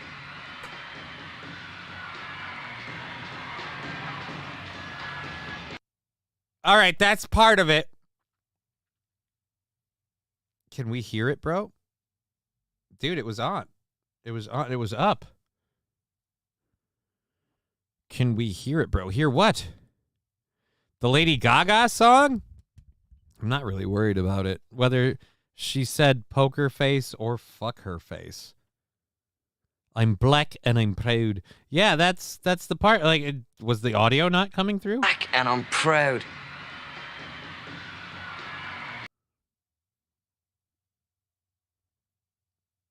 We heard it. Yeah, so I'm guessing Jesse's talking about the poker face song. I'm not going to play the poker face thing because I don't even care.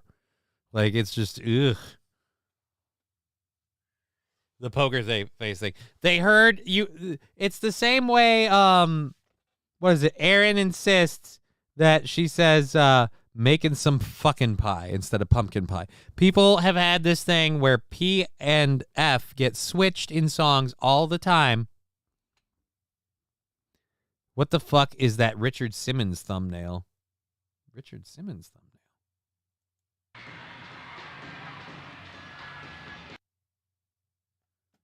This is so wrong. Richard Simmons exposes Howard Stern in new statement. This is 13 minutes long. You really want to find out what that's about?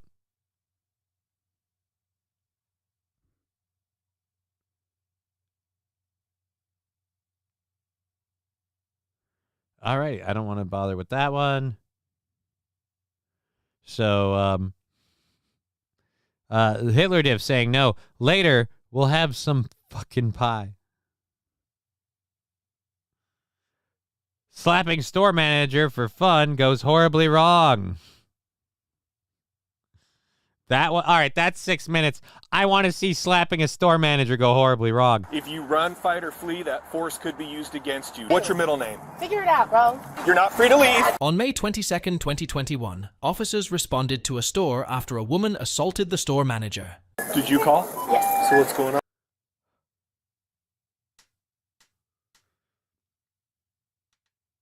I don't know that I like anybody in this story, but I do think it's hilarious that that Ginger Tubbo there walking her dog. It's like, you figure it out, bro. I love people who think they can just behave like this and not have to deal with consequences. Like, I could just walk away from this and suffer no ill will. No. You started something.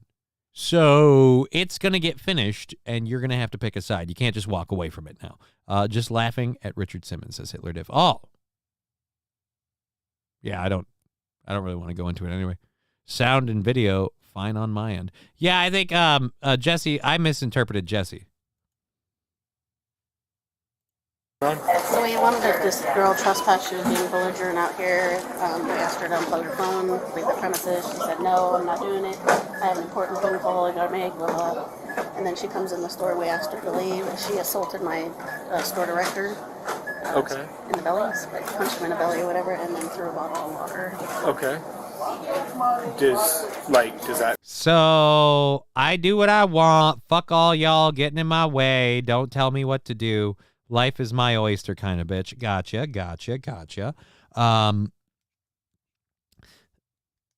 Like, backhanded him in the belly? No offense, Toots. And for those of you who are just joining us, we'll get to it in a minute. You shouldn't be criticizing or attacking anyone's midsection because you got a big old barn down there. All right, let's get it. Cash me outside about that. That person want to pursue assault, or you know? He's right with you. Good. How's it going? Good. I don't know if you want to pursue assault. Yeah. Did you find her? No, I just got here. Oh, okay. We were at another call, so.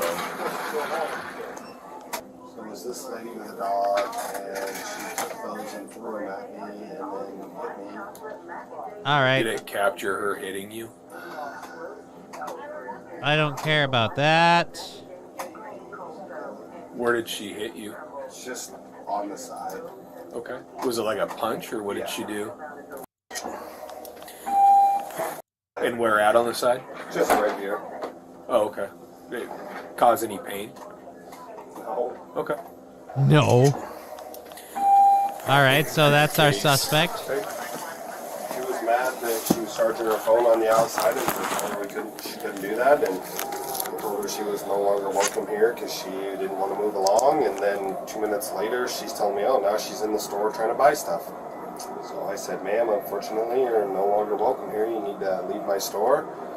And I told them that they didn't need to get her hot food because she needed to leave. And oh, boy. You don't deny this lady her hot food. Now we know where it went wrong. Let's go to the part where we're catching her. Okay. Hello. My name's Officer Watkins. Just to let you know, you're being audio and video recorded.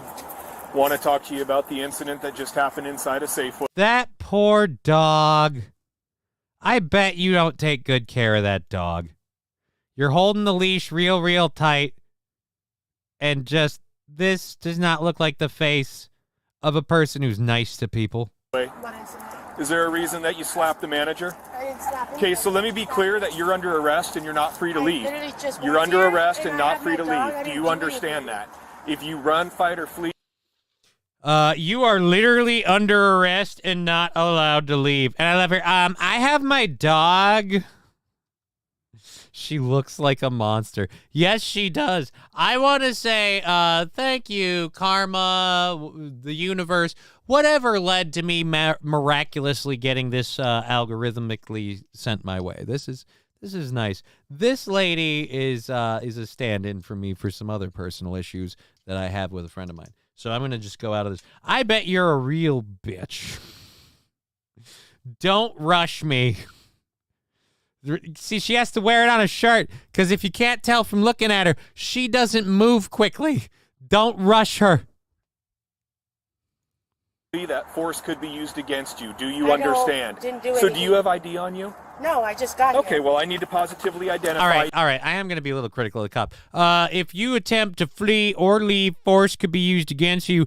Do you understand? You didn't even give her a chance to answer before you... So do you have ID on you? Like, all right. Toastmaster. Don't worry, ma'am. Your dog's going to jail, too. And judging from the smell of peanut butter on his breath, we've got a charge for you. You and then probably give you a citation. What's your first name? No, I have my dog. My dog's not going to go anywhere. So you're going to go to jail and your dog's going to go to the pound unless you comply. Do you understand? No, he's not. Radio to David 44. I just got here. I just walked up here. So there's no way I've slapped anybody inside. So I've advised her she's under arrest, given her advisements, and she's just not complying, but I'm 10-4 I just got here. What the are you talking about? I can't be more clear. You're under arrest for assault fourth. What are you talking about? I just got here. Right. But we have pictures of you, and I hate to say this, but you stand out. And so we're kind of aware that you... Oh, boy. All right, go. Assault fourth? So what is your first name? No, when I just walked up here... Okay, when another unit gets here, you're going to jail. When another... Ma'am, you're armed with a dog and a sour disposition. How are you going to fight off this cop where he's like, what's your name? No! And by the way, this is on something popular. Guys, make your logo a little clearer to see. Advertise your channel. I'll give you a little shout out after this. I didn't normally find this, so you're not one of my subscribed channels. But thank you for this, putting up this content and doing this work. Whoever did this, I'm super appreciative, and we'll have to get that information out in a minute. Another unit gets here, you're going to jail. We'll make it simple. You and your dog can go to jail, not together. Trying to identify who you are, so maybe I can give you a citation. I just got here. So you're not going to do shit because my dog's not going anywhere. I don't know if you realize this, but that guy kind of gets to tell you what to do. My dog doesn't What's have your anywhere first else to name? go. Ivory? I just told you Like what this- it was. Yes. Like the Are you soap. always this pleasant? No, I'm just.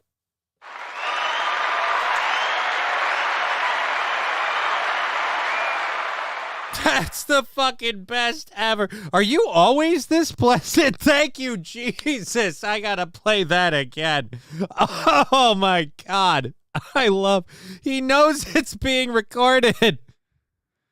And he's like, I don't fucking give a shit anymore. I know this is coming back on me. I know they're gonna say, hey, that we're gonna end up, this is gonna get out there something. And I don't care. I don't care. I want the world to know I said to this bitch at this moment, are you always this pleasant? You've been accused of some pretty heinous shit. You're not making yourself look innocent with the, no, I'm not doing this. They promoted him. God, I want to give him the key to the city. I want to know if there's more of this. Is there video of her doing something criminal? URL for this story, please. Riding Dirty Llama, it was covered in the beginning. We kind of jumped to it. Here, I'll pull my camera down and show you. I'll put the URL up. Here. Like, does that person want to pursue assault, or you know? He's right with him. Okay. How's it going? Good. I don't know if you want to pursue assault. Yeah. Did you find her? No, I just got here. Oh, okay. We were at another call, so. Oh, shit. This isn't the part. I missed it. I'm slow, dummy. No, you missed it. It's fine. We skipped over it. I didn't want to sit on all of this stuff too long. We skipped over a bunch of it, but here, we'll get to the big part. Where is, there we go. Boop. Cause any pain? Okay. All right. So that's where they took a picture of her. Now, I'll explain the part that he told the police officer before this. She was sitting outside of the store on the ground, charging her phone in an outlet outside of the store with her dog. She was sitting there with her dog. I don't know why they told her this, but I'm guessing whatever her behavior and or attitude, they told her, you can't be charging your phone there. We need you to kind of, just move along. And she resisted. She put up like an argument or whatever. And they told her that she can't enter the premises. She can't be here anymore. She needs to leave. After that, she entered the building and started moving around, people saying she's going to attempt to buy stuff. He, the manager, went up and told her, you've been told that you can't be here. We don't want you here. I'm sorry, but you're going to have to shop somewhere else. Thank you very much. And for that, she, I guess, lightly punched him in the gut and threw a bottle of water at him. And that's where the assault thing came in. And now they're going to talk to this lovely lady. And where are we here? How far along were we? Because we were moving through this at a healthy clip. All right, we definitely didn't get to that or this or this or this. Talking about? I can't be more clear. You're under arrest for assault fourth. Assault fourth? So when I what just is your walked up what is your here? first name? No, when I just walked up Okay, here. when another. No. Look, again, I'm not saying that the police are some uber super awesome good guy team. I'm just saying when you interact with the police, you should understand that you do not really have the ability to just say, no. That resistance will be met with resistance. I'm caught up. Thank you. Yikes. Yeah, she's a piece. Another unit gets here, you're going to jail. When another unit gets here, you're going to jail. We'll make it simple. You and your dog can go to jail, not together. Trying to identify who you are, so maybe I can give you a citation. I just got here, so you're not gonna do shit because my dog's not going anywhere. My dog doesn't What's have your anywhere first else name? to go. Ivory. I just got here. We're not accusing you of assaulting the sidewalk, ma'am. I told you. Like Oh my God, she's going back to the Safeway where it all happened. Holy Jesus, you're going back. I just got here. Yeah, but when you were here earlier, and don't say you weren't, because again, that picture was, sorry, same outfit even. Was, yes. Like the Are soap. you always this pleasant? My favorite part. You always this pleasant?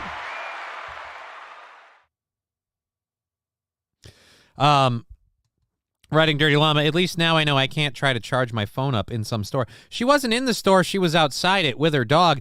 And again, we don't have everything. That was the condensed version series of events. I'm guessing she wasn't very, very pleasant to be around. I'm guessing it wasn't as simple as, oh, I'm sorry, you can't do that. Oh, I didn't know, my bad. I feel like that would have been a very different exchange. But I don't know. That dog shits on a person's lawn. It's guilty. No, I'm just got here. What's your middle name? What's your middle name? Figure it out, bro. Okay. My dog's not going anywhere. You're not free to leave. Again, I want to feel bad for her. I do. But like I said, whatever is about to happen, you really have to understand. You live in a world where this person has a level of authority where if he tells you you're not allowed to leave, he's legally allowed to start really making sure you don't leave. And I didn't even pick this video. We just found it. Rabbit hole.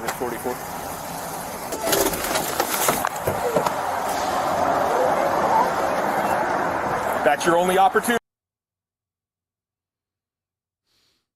She's still heading for the Safeway.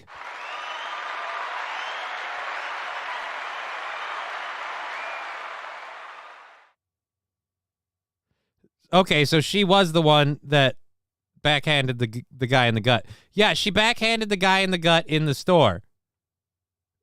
Fanatical Bucks fan, she forgot her charger. I certainly hope not. The charger was outside the store. What I love is that they trespassed her. They told her to leave. She assaulted somebody, and now she's going back for more. It's the trifecta of stupid. And yeah, maybe this guy's being a little bit of a jackbooted thug kind of a cop with the whole, you're under arrest, and I already said the whole, like, he asked her, do you understand what I've told you? And then immediately asked her another question. He didn't even let her answer.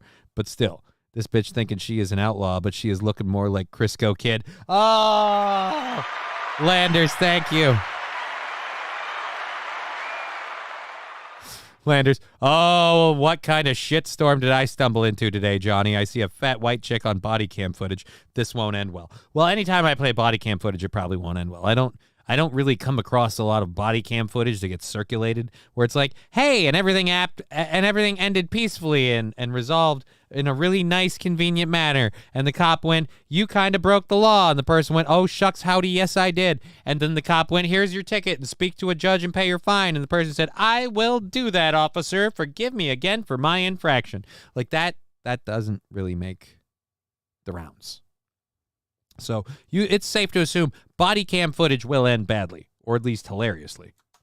I'm giving my dog to somebody. You're not free to leave. I need my dog to You're go not to free him. to leave. Can you take me home so you can take my dog? Please. Somebody come grab her dog. Okay, now I am feeling a little bad for her because I'm starting to think that this is a tent city community and she's living there. So the charging her phone thing was because she was out of options. The telling her she couldn't be in the store thing is because she's a homeless person who's kind of being a problem. And her overall attitude is, again, probably due something with her condition. Why is she looking for... Oh. Take my dog to Anthony. Do you know who Anthony is? Can you just grab it? He lives by Eric. His name's Anthony. He lives by Eric. His name's Anthony. What is am I wrong or is this a goddamn tent city? Am I wrong or did I just stumble onto another effing tent city story? I wasn't even trying. I was not looking for it, man. I thought we were just talking about some disgruntled bitch who was being an asshole. Now we've got another one of these people living in like housing insecurity or whatever that is just a poor victim and every part along the way where she's being difficult. Ooh boy. That looks like a city. Yeah, that's what it looks like to me, says Riding Dirty Llama. Safeway has the best pallets for building a shanty.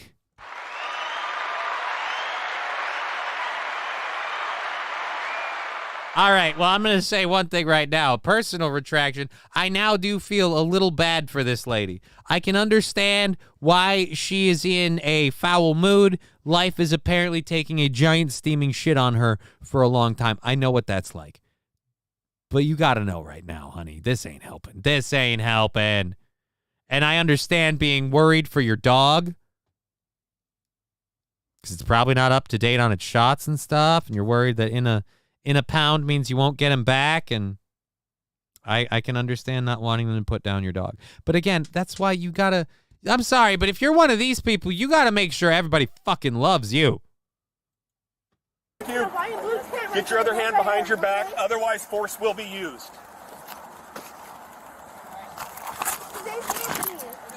You know who he is? Please. That first entrance right there by New York. Yes. 44 log one. I really want to hear what she's describing. Is she describing a house or one of the tent encampments? But going by the title of this video, this has nothing to do with charging your phone or living conditions. Right. Slapping store manager for fun goes horribly wrong. You're absolutely right.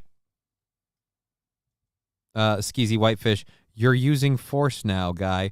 I mean, kind of. He's using a little bit of force. She isn't really resisting. I don't know. Like I said, this one took a turn when I realized a factoid that, as Riding Dirty Llama said, they didn't really put that part in the title. I don't think she slapped the guy for fun. I think she slapped the guy out of frustration of her situation and whatever else might be going on with her chemically. But I don't know any of that. Doesn't seem like any of that, so we're not going to worry about that. But again, the whole slapping the guy, behaving the way she did, that doesn't help anyone. That doesn't help you. They ask you to leave and you go into the store. He says, I'm sorry, you can't shop here anymore. I mean, shitty? Yeah. But don't fucking start slapping people and stuff. Realize what's happening. Maybe it's because, oh, I didn't know the fact that you slapped someone.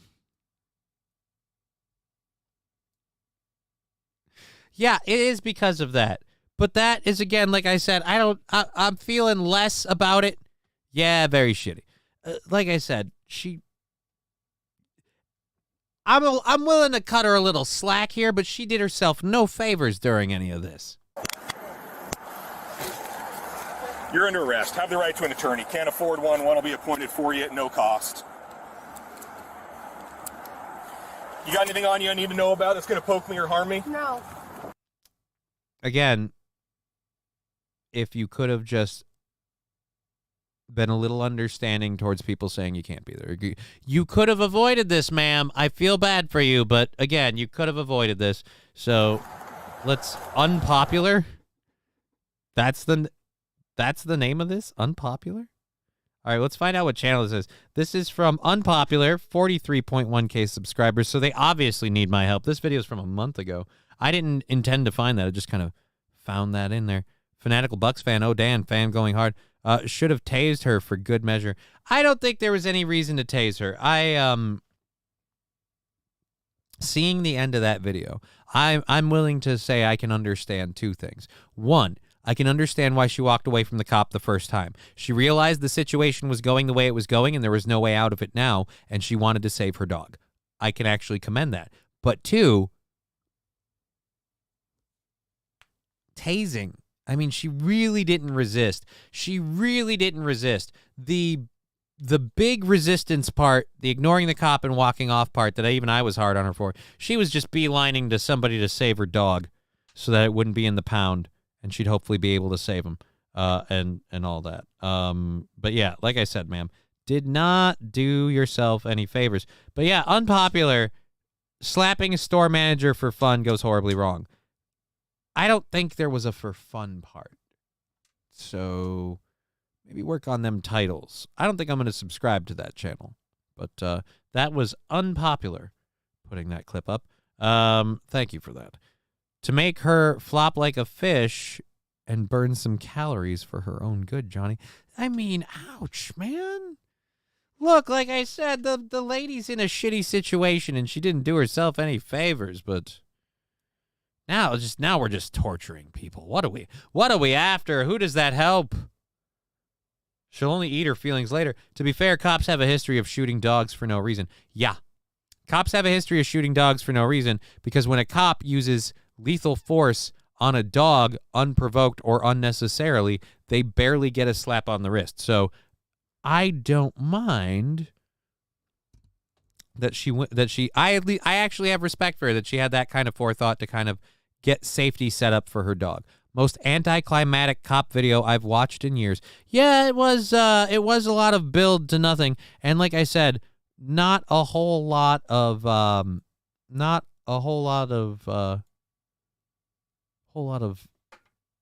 like truth to the for fun part. It just feels misleading. I feel dirty. This is why I shouldn't go down YouTube rabbit holes while we're doing a show. We have about an hour and a half left in this show. If you want to support the program, bits, subs, the sound drops that cost bits, and the Rumble rants and subscriptions all help. We'll link the PayPal, Venmo, and all of those. Our goal is currently on $15 of March 22nd for the show. Control V. And we'll put these up if you want to support the show through that. We appreciate it and can certainly use the help. But we're going to keep going all the same for the next hour and a half.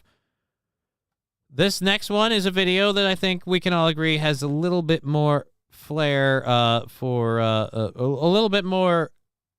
little bit less anticlimactic, I guess. I don't know. First at 5, a shocker on the subway. A group of people attacked by a stranger with fire.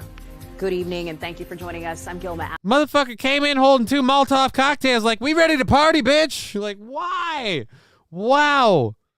They really are upping the ante. He heard that they were bringing the National Guard. He's like, time to firebomb this motherfucker. Thank you for this, bro. I am happy. I appreciate that, Jesse. I'm glad everyone can come in here and have a good time and we can all hang out, and I'd love to not even worry about money, and someday, hopefully, that'll be a thing. But right now, especially this month and next, it's a little tight, so we're bringing it up. And again, thank you for all your support. Let's keep going with Firebomber on the subway. Avalos. I'm Adam Cooperstein. Tonight, police are looking for that man you just saw holding 2... I'm Adam Cooperstein, a name that you really can't... Is or isn't he? The nose isn't enough to get it. But I think so. Cans of fire on the subway platform. They say he lit the flammable liquid and then threw the cans at a group of strangers. The attack happened at the 28th Street stop in Chelsea along the 1 line. And police say that group was just standing on the platform when 2 flaming cans came flying their way. Now, thankfully, no one was hurt, but that guy who did it, he is still on the loose. And News 4's Checky Beckford is live in Chelsea. Am I the only person that would love it if the end of this story was, and the cop right behind him opened fire immediately? Because, again, he's assaulting people with fire. He's throwing cans of flammable liquid at random strangers. I'm okay with him not being here anymore. St. Laurent, Haiti is really delivering on that fresh deal. Haiti, this is New York. Laughing Lions, behold the pyromancer.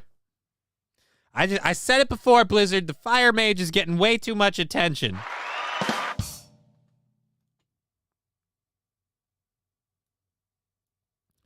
Skeezy Whitefish, by all means, do not stop this guy. You will be punished by the law. See Daniel Penny.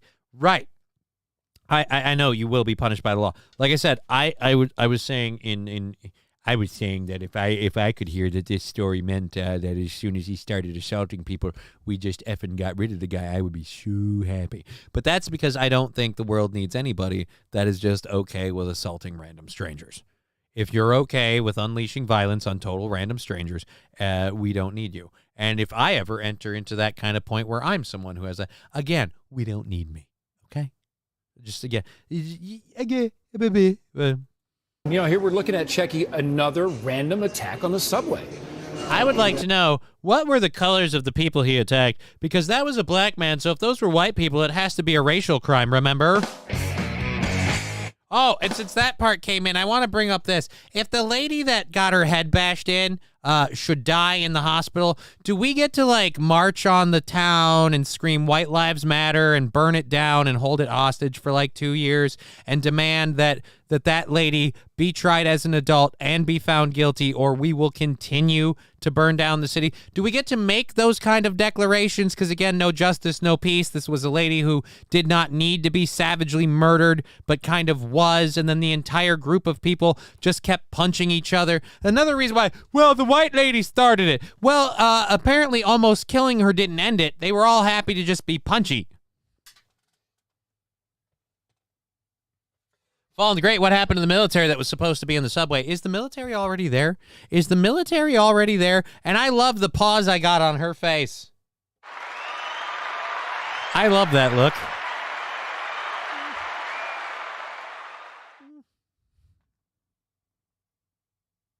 Mr. Q, no, we can't do that. We have jobs. Oh, Mr. Q. Hurtful but true. It's a touch indelicate, but fair. Another random attack indeed, Adam. And, you know, we've seen some crazy things in the subway, but this one is right up there. Can you imagine standing down here and seeing some guy with fire in his hands and then him throwing it at you? Luckily, the cameras right here behind me captured it happen. Let's take a look at that video again, showing that man basically walking up to the turnstiles with the 2 canisters of fire in his hand. And police say after that video stops, he actually threw it at a group of people who were standing on the other side. Police say that was unprovoked, that those people had not done anything to the man, but for some reason he targeted them. That fortunately, though, no one was hurt or injured as a result. Again, I get annoyed. Like, it's so obvious to this point, it's annoying to point it out. What a waste of 2 perfectly good hobo stoves. Skeezy Whitefish, I love that term more than anything. That comment is great, but that term is what a waste of 2 perfectly good hobo stoves. I thought those were sternos. I thought that's what you called sterno cans, because those ain't sterno cans. I'll tell you why. Those flames are far too big to be a sterno can.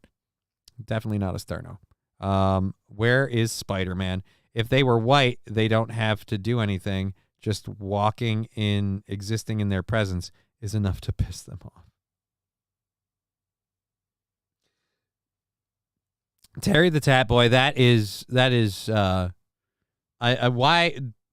gonna wipe the chat just because I don't even know what that means. I have no idea. I have no idea what that comment means. No idea whatsoever. Tired of these angry, violent white people attacking. Oh. Fall the Great. He's a firebender. I wish I had seen that one earlier.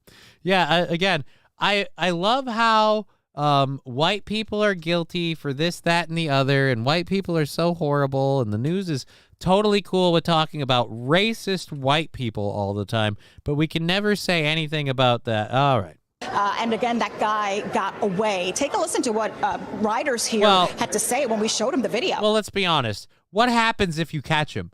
Realistically, hold on a sec. That guy got away. Yes, but if he was arrested, he would be released with no bail, right? Like, we wouldn't actually charge him with a crime and keep him locked up. That would be mean. We have to be understanding. This guy was just trying to spread a little warmth. That's crazy. You know, I don't even know what to say. You can't just do this to kill people like that. No. It's just one random, that's it. Who is that? Who the fuck was that? Was that just some random guy?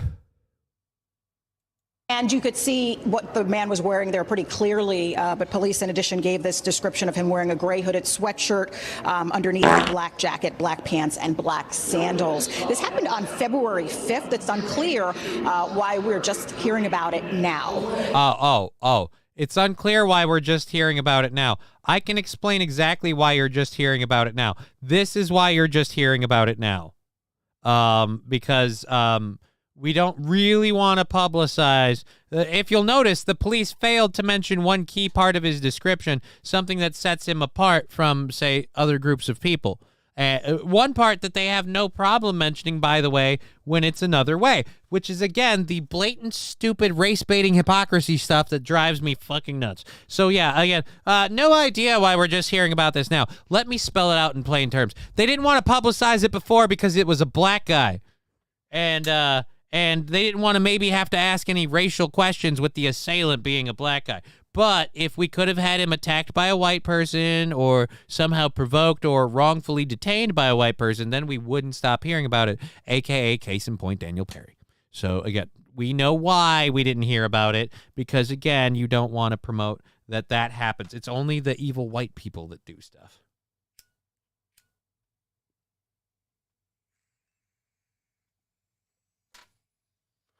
Those are 15-ounce cans. Anything larger should be banned. Gun control reference. Thank you, St. Aaron.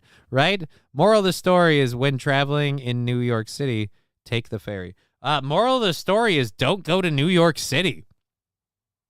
I mean, who wants to be there now with the weather? Holy crap, we just finished our first hour stories. We have an hour and a half left in the program. We just finished our first hour stories. That is amazing. This has been crazy. Weird rabbit holes. Nice high viewership. Love all the people we're seeing. We're kicking ass, taking names, and just about to 70 people at once. That's awesome.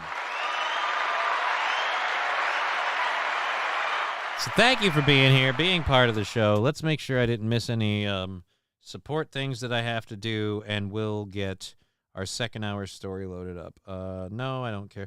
Oh, we are going to talk about that. Yeah, no, now you're beeping. Why? Oh, nope, never mind. I don't care what Tim Pool said. Why does Twitter want me to know what Tim Pool said? I don't give a shit.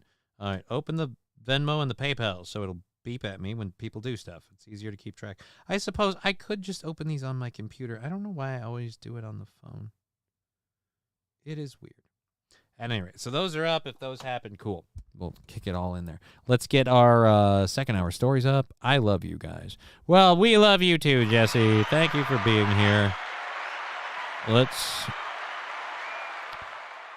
drop, drag, and clear first hour since it's done. Second hour, we're going to talk about an Arizona situation. Because of a conspiracy theory, apparently Arizona has left Arizona with a $200,000 problem. I'm going to say right now, this story's coming from CNN, so believe me, I'm taking this with an entire fucking bucket of salt while we report on it, and we're going to keep an eye out for, again, the hinky shit they always throw in these things. As well as we've got a story about 3 people who have been arrested after a woman was sexually battered, deputies say. And, well, let's just say we can start. It's the pit bull scenario all over. Pitbull? Jesus, man. All right, now we have a... Oh, God, another one, another story about that not being awesome. We'll get to that one, too. Boy, this is going to be a hard one. I don't know if I want to do all these back to back to back. That might suck, Cletus. Oh, you know what it is? It's time we had a heart-to-heart about why we can't fucking stop fucking talking about fucking bullshit. All right, so there we go there. Doot, doot, doot. There's the Missouri lady one. Oh, boy. Do any of you guys have OnStar? We got a story today about OnStar and how, spoiler alert, if you have those programs, your car is listening to you, the government is collecting data on you, and yeah, it's not a simple matter of hitting the button. And we have a study that says smoking marijuana puts you at a significantly higher risk for heart attack and stroke. I can't wait to talk about that. So let's make sure. Hopefully we'll get all that. Audio's up. Everything's good. The Google number is up on the screen up here if you want to call into the show. I need to change the color of that text. We set it up for when we were doing the show for Aaron that one time, and yeah, we got to change the color. Yes, amazing. Makes me worry about Gino, Chrissy, and Kiki and all. Yeah, I worry about a lot of people that travel all over the place, the flying thing, but maybe I'm being over concerned. Tim Pool said, I am lame, said Mr. Q. Well, I don't give a shit what Tim Pool thinks, but hey, at least he knows who you are. Get in, that's the sticker thing. Yes, go, bro. Sexual batter sounds like a good time. No, sexual battery. sexual battery and assault. Believe me, for the lady involved, not a good time. For the assholes who did it, I'm sure they probably enjoyed themselves. At least you would think they did, because they're the ones who did this whole horrible thing. Either way, I don't really feel bad for them or wish any good things for them, because they are dicks, and I want them to be punished. But, oh, cool. OnStar caught all my ranting about them listening. Oh, yay. Again, say what you will, but for me, with the story about, again, the lady and the three assailants, I land. Oh wait, no, that's a bad one. No, we're not playing the sound drop for this. Okay, so we've got a very funny, very interesting story about marijuana smoking and stuff. So I want to get to that at some point. Let's. Should we start with the conspiracy theory? Yeah. We'll do the conspiracy theory as a fun little kind of laugh at it, see what, I don't know, people might flip their shit. And then we'll get to the two stories that are sadly kind of similar. And then we'll get through those to everything else. Here we go. I got to mute this while the ad's up. Hey, Alucard, I wish you could just jump up here, buddy. I wish you could just jump up in my lap. Okay, just come here. Come here. Come here, you furry fucking cat. Oh, I can't pick you up. You have to let me pick you up if you want. Dude, I gotta do a show. I can't do a show and deal with you. All right, so no more swimming either way. Too many jokes. Just make sure all the people surveilling me end themselves out of boredom. Oh, that's horrible. That is horrible. All right, so I have no idea how a conspiracy theory causes Arizona $200,000, but I'm about to find out. Come on, buddy. Come on. Oh, fuck. Either stop yowling at me, jump in my lap, or let me pick you up. Pick one of the three, but I can't handle this. You sitting there bitching. Oh, fuck. All right, here we go. Here's the story. Oh, it's 11 seconds in. Can we go back 10 more? Boom, and boom. This is a story about paper. Lots and lots of paper. Americans have been voting on paper for most of the country's history. But back in 2020, bizarre conspiracy theories about paper started to spread. Is looking for bamboo-laced ballots. Fraudulent ballots were unloaded from a South Korean plane. Okay. The fraudulent ballots thing has come out of everywhere, but let's be honest, it's not like it's completely inconceivable that fucking fake ballots came out of somewhere, and it's not inconceivable to worry about this. We all, as a nation, went to sleep with one guy winning by a sizable margin to come around to another guy just squeaking out the victory while we took a nap.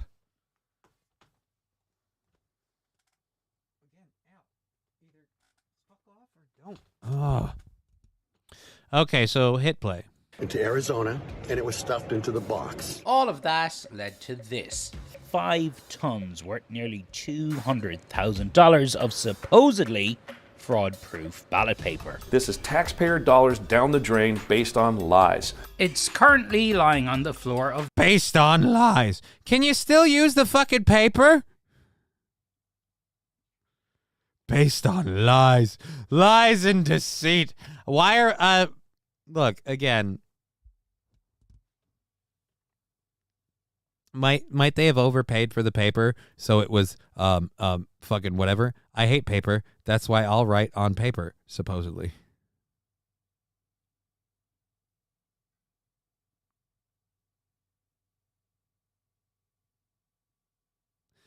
Everyone is sure the fraudulent ballots were not only paper, but did they check if it was toilet paper, right? Thank you, foul mouth. I find this really, really weird. I think, like, I don't know, tinfoil fat conspiracy theory, are they pushing this to make it sound like if you don't want to use digital and electronic voting, you're some sort of weird conspiracy theorist? Or if you question the ballots or the ballots' authenticity. You're a weird conspiracy theorist. I don't know. I feel like this one and the other one, fraud-proof paper. That part is the part that gets me. What do you mean fraud-proof paper? What about the paper makes it fraud-proof? This is where I don't feel bad if the government got hoodwinked because of a conspiracy theory because they bought into fraud-proof paper. I agree with what Johnny just said. Of course you did. Of course you did, because you said it too. This warehouse in Phoenix, and no one is quite sure what to do with it. Had there ever been a problem with the paper before? No one's ever questioned the paper. And then what happened? We get into 2020, there's rumors of bamboo in the paper and paper from China and a lot of different just stories that circulated. And so it just kind of went from there. Right. And let's not also forget, we had an election where somebody that a lot of us didn't want suddenly squeaked out a victory in the middle of the night. In the middle of the night, while the country was asleep, Joe suddenly won without making a peep. It was a little hinky. And then you add to that where I'm at now, where no, we know for a fact the government actively kept information about Biden from being circulated publicly because it made him look bad, while also continually pushing information about Trump because it made him look bad, even though it was completely fake. So yeah, as far as I'm concerned, the government actively worked to put Joe Biden in office. So, I mean, fake ballots, but what does it matter how they did it at this point? But buying into the fraud-proof paper. Please show me the person who went, I just was really worried about this, so fraud-proof paper. Here we go, fraud-proof paper. There. And people started questioning it. As you were seeing that play out, what were you thinking? That it was nuts. Enter David Stevens. He ordered the paper. Paper itself, ballot paper. People have concerns about that. There were concerns, yes. And what were those concerns? That people were making their own ballots and then interjecting them into the system. They were coming from foreign countries. Maybe we can make our paper more secure so we would know quicker or easier if it really is a valid Arizona ballot or if it is not. Do you?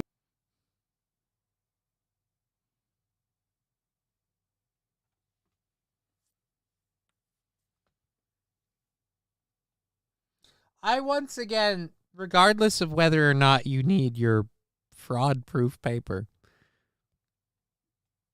I have to hear how you can't use it. Because if you can use it, who cares? Mr. Q, 180,000 votes in 8 counties in 3 states. I have no idea what you're talking about, nor do I know the validity of that fact.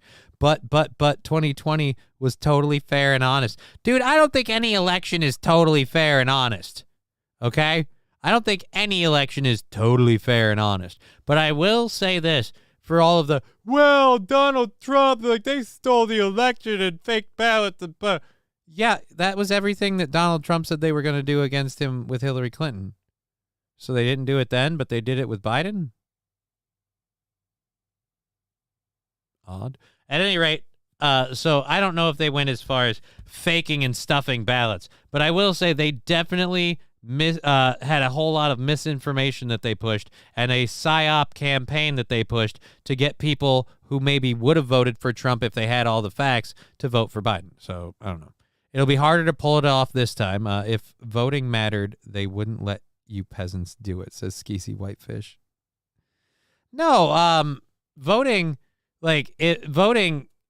can matter, and we still don't technically get to do it. We don't have full control. That's why 2016 was such a how fucking dare they thing. Because 2016, Hillary won the popular vote. But the Electoral College was the one that's responsible for voting in the president, and the Electoral College in different areas had more votes than others, and they kind of voted in for him. So there you go. At least it wasn't cans of cold cum. It means it's New York. Yeah, at least it was warm. Would you rather hot fire or cold jizz? Which would you rather? You personally believe the bamboo paper thing? I don't know much about it, other than they think it came from wherever. Stevens is a top election official in Is it me or Arizona's does Cochise Is County. it me or does that guy kind of look like old Dave Portnoy? Cochise is home to Tombstone, but it's a place where election conspiracy theories won't seem to die. In 2022, won't seem to die. I have this. Look, I feel like we throw way too many legitimate questions into the election conspiracy theory pile, but I also believe for everybody with the election conspiracy theories, we're all the way to this election. What does it matter how they stole that one before? Because again, if they're gonna do it again, then like what are you like again? What are you bothering voting for? They did it then, just not correctly. Trump lost the popular vote, but won the Electoral College. They did it then, but just not correctly. So the government is too inept to adequately steal an election, but they are good enough at stealing elections and faking votes to the point where, again, we didn't hear a single thing about fake ballots being stuffed. There was no cry from anyone on the right about fraudulent elections, fraudulent votes, fraudulent anything when Trump won. And the left simply screamed, the Electoral College is anti-democracy and needs to be removed. Hillary won the popular vote. She should be president. Bleh. So, yeah, I don't know. Look, I'm not saying you're right or wrong. I'm saying I'm having trouble squaring that circle where they're smart enough to do it and not have it be totally obvious, but they're too dumb to do it correctly in the system that they built, manipulate, own, and operate. Okay. election skeptics delayed certification of the midterm elections here. Stevens' opponent in an upcoming election says he is part of the problem in Cochise. Cochise has been in the headlines a lot the last few years because of elections, and mostly for bad reasons. It's an uphill battle because there are people who spread disinformation about our elections. Like the government who spreads disinformation about candidates, people, legal stuff, and ignores crimes that should bar a person from being able to be president unless his name is Trump. Just saying, yeah. The question is, you want Mr. Jones or his cousin Mr. Johnson running the plantation? Reality is, it doesn't matter. Right, Skeezy, then why are they trying to stop Trump? Then why is Trump not allowed? Then why don't they just let Trump be in if it doesn't matter? And if they're not going to let him be in, why are they letting him run? Like, again, you're going to have a fucking civil war if they steal it like they did last time. If what you say is true. You're going to have a civil war. Bread and circus. Pure democracy is garbage. Why would anyone want 50% of people choosing for the other 49? Right. But neither party wants to talk about having more parties, term limits, or any of that kind of shit. So, I don't know. You know what this is proving? This is proving the theory I had before. Maybe I just don't want to do politics anymore. Like, I just don't fucking care. Like, I don't believe some of the stuff that other people believe, and I feel relatively black-pilled, and then other people come, well, you know, it's all bullshit, so fucking who gives a shit, man? Your overlords are blah, blah. And I'm just like, okay, so my overlords are holding me in contempt, and I'm an idiot. Where are all these people who are resisting the overlords then? They're your overlords too. Why is it my it would be our overlords. How are the overlords not yours? Oh, I don't vote and I don't participate in it. Yes, but you continue to just let this system continue to be. Your inaction is in every way just as much as everyone. Yep, vote harder. I'm not even saying vote harder. I'm saying in general, like, I don't think that the elections are quite stolen the way people say, because of the fact of, like, every time you get who you want, suddenly the election's not stolen. Like, the people who wanted George W. Bush didn't see anything funny about his brother having control of those votes. The people who wanted Al Gore saw something funny in that. I mean, again. Mr. Q saying, it's an election year. We can't escape the bullshit. You're right. We can't. I've been actively fighting it, but I think I'm going to just drop this thing here. They apparently buying paper, $200,000 in the hole. Fuck it. I gotta know. How the fuck can you just not use the paper, though? Theory that there's a problem with our paper. So it was a solution in search of a problem, because we've never had a problem with our ballot paper. There are all kinds of... Okay. I, for one, I gotta call... I'm sorry. I gotta call bullshit on that right there. Do we not remember the fucking Chad bullshit? And I don't mean Mudsharker in Florida, although it did happen in Florida. I mean the fucking ballots not having... No. We've had issues with the ballots before. Don't act like they've been perfect. They might not be, again, the whole fraud-proof paper thing. Now I feel like you're selling me. But the whole, we're kind of selling a solution for a problem that doesn't exist. Believe me, if we had all day, we could go down the left side of the aisle and talk about how often that's your main tactic. But again... as I said, why can't you use the paper? Your paper sucks, bitch. Thank you, Terry the Tat Boy. Yeah, if your paper's shit, or even if it isn't shit, so you overspent on your paper, why is it you can't, like, again, how is this costing you $200,000? How much do you normally spend on your ballot paper? Is the difference $200,000? Safeguards, and on top of other safeguards to make sure that the wrong ballot paper doesn't cause... Again, I'll say this for the second time. Gore v. Bush, Florida. And I'll say this for the umpteenth million time. Joe Biden's sudden massive influx of votes in the middle of the night. So again, don't be like, there's no reason, there's never been a problem. I'm not saying that this is the right solution. I'm saying when you act like this came out of nowhere in left field and it's completely unjustified, I now start feeling like, again, with the Trump thing, like, well, why are you beating this so hard into the bush? You're ignoring some facts right there. Cause any problems. Yeah. Runbeck Election Services takes these huge rolls of paper and turn them into millions of ballots that are used across the country. But not these two rolls of special ballot guard paper ordered by David Stevens using a state grant. So this is a sample of the ballot guard paper. So when you shine on a black light, you get these UV fibers that now become apparent. Additionally, there's what's called an IR taggant. And it's a chemical in there that when you hold a scanner over it, it'll vibrate. Oh, wow. And so a missed deadline and other bureaucratic snafus has put a halt to the so-called secure paper experiment. So, I mean, it's essentially $200,000 gone to waste. So wait a minute. You spent $200,000 on it. And by the way, bravo CNN for being lying pieces of shit.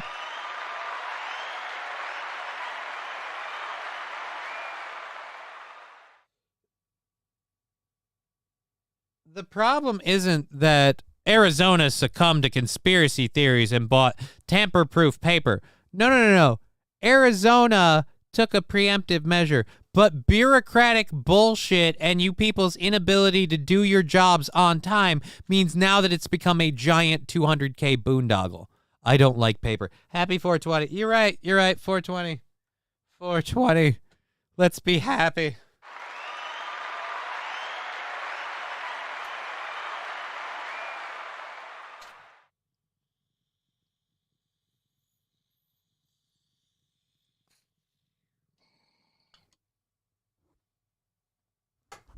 Foul mouth. The paper has shit on it. Oh wait, it's used ass wipe. Mr. Q, she won't be able with those kids 6 months after election year. We can't escape the bullshit.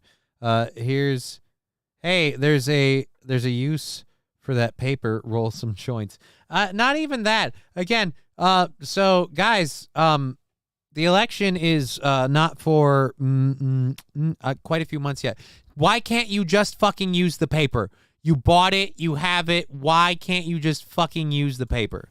A little less than that, but yeah. So this sounds like a bit of a nightmare. Pretty much, yeah. I want it to be over. But Adrian Fontes, Arizona's top election official, says Stevens' experiment shouldn't have started in the first place. Well, the economic cost... Right. So once again, we're coming back to this costing people money, but it's not because the people who bought into it are conspiracy theorists and nutso, it's because, again, the government chose to fuck itself over and now take something that they may have spent too much money on and didn't really need. Again, you could use the paper. You could use the paper.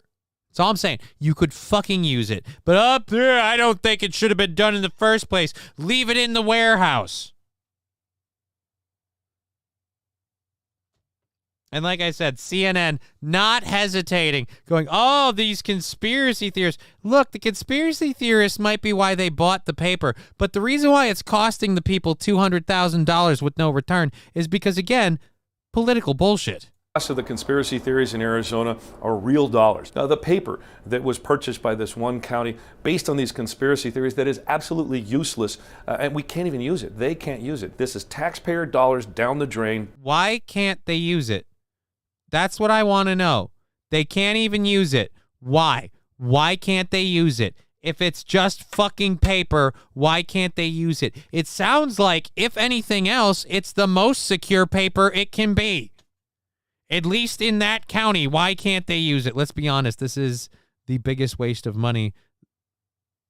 This isn't the biggest waste of money the government has ever committed. No, and the waste of money part, in my opinion, isn't the real story. For me, the real story is that CNN is pitching this as conspiracy theory leaves Arizona with a $200,000 problem. And that's not the story. That's not the title. That's not what the story is. The story is, again, liberals stop Republicans from taking a safeguard. That's what's costing the $200,000. That's what's causing the problem. What led them to it was a stupid idea. But you know what else is a stupid idea? That we can control the temperature on the planet, especially if you all start eating bugs and drive electric cars.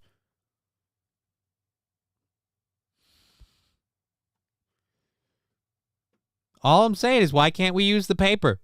Why can't we use the paper? I never say, why can't we drive the electric cars? I let people drive. I'm saying, don't force me to do it. All I'm saying is, why can't we use the paper? It's weird that we have to not use the paper. Based on lies. Stephen said he is not a conspiracy theorist, but in our conversation, he didn't refute any. Do you accept Biden won the last election?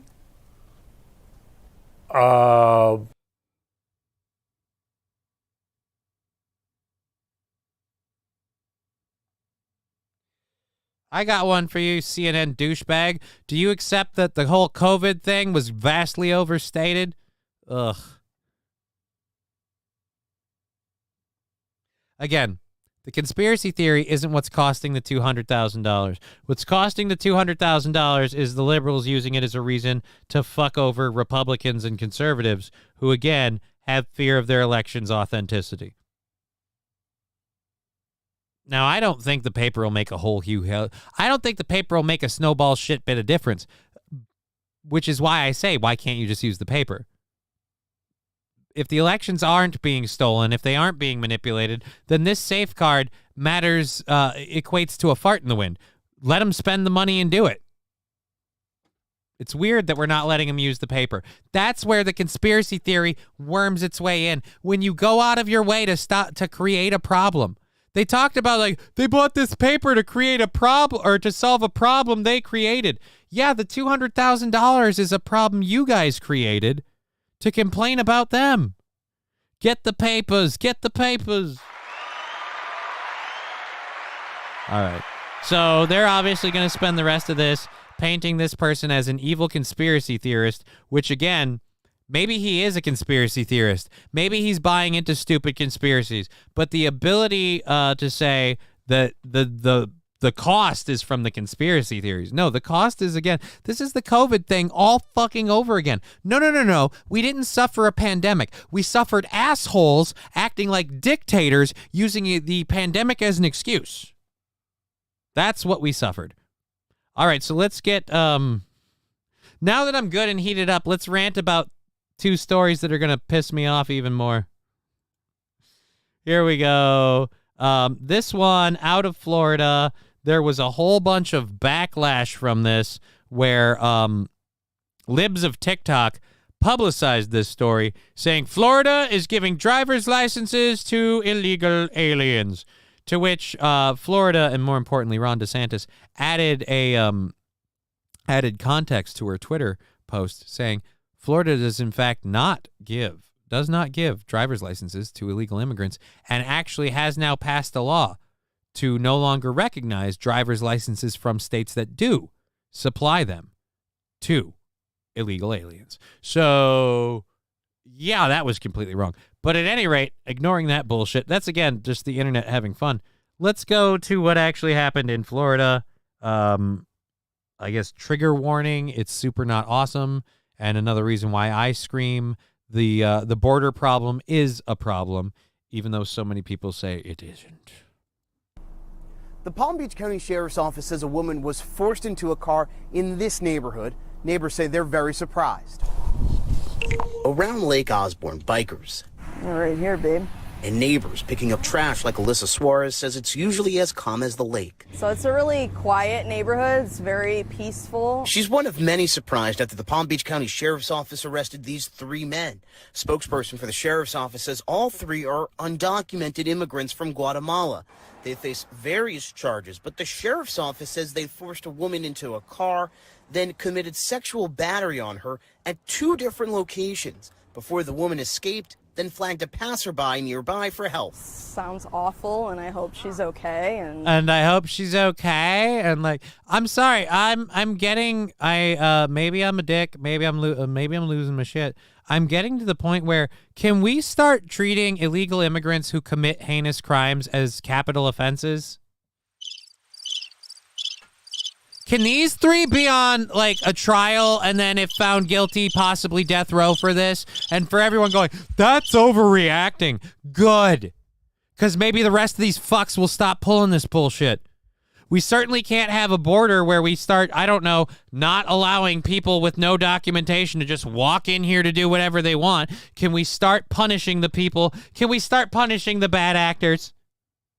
Can we? Can we get Batman, please? I would love, like, honestly, I would love to see some freaking punishments doled out. And I don't want, well, we're going to deport them. No.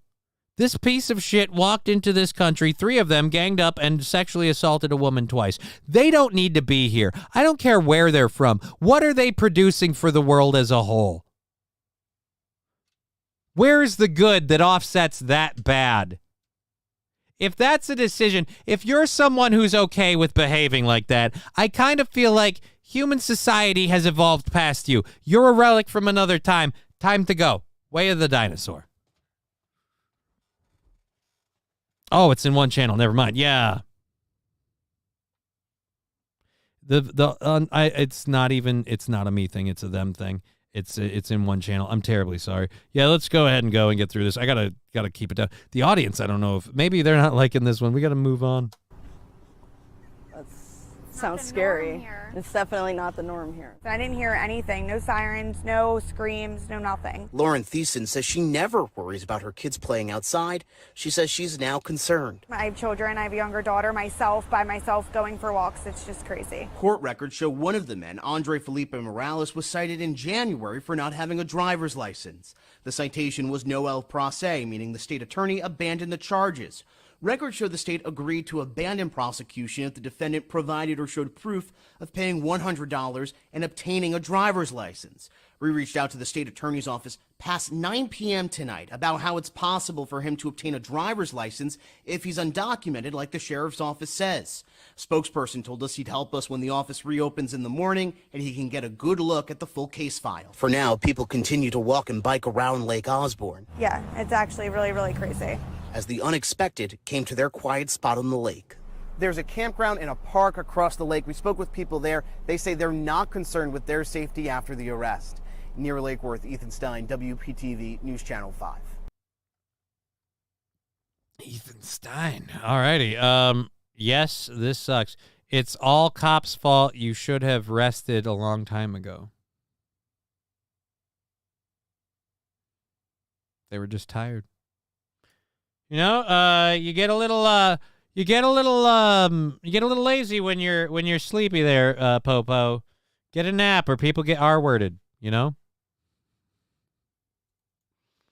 Okay, so that one's done. Where is the one that I could have swore I had it in the first hour? It might be in the second hour.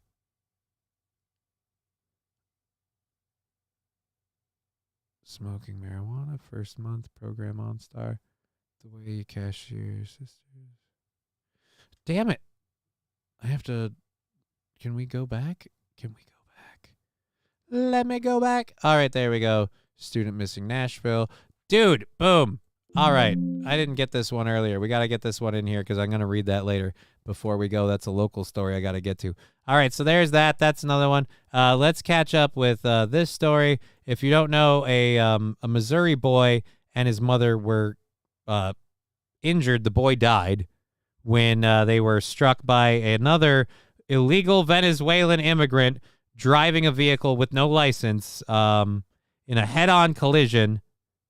So let's oh wait, I gotta finish the ad first. Let's finish the ad and then we'll catch up on this story. Then we'll move on to some more fun and more relaxing stuff for the end of the show. An hour left. Crazy how fast time's going. It's weird. No, says Jesse. They've been struck by a smooth criminal. I don't know if the criminal was smooth. I'm just going to cover this a little bit because, again, oh, wow, 6 minutes. We'll see how much of this we want to sit through. We've got another tragic story connected to the border crisis.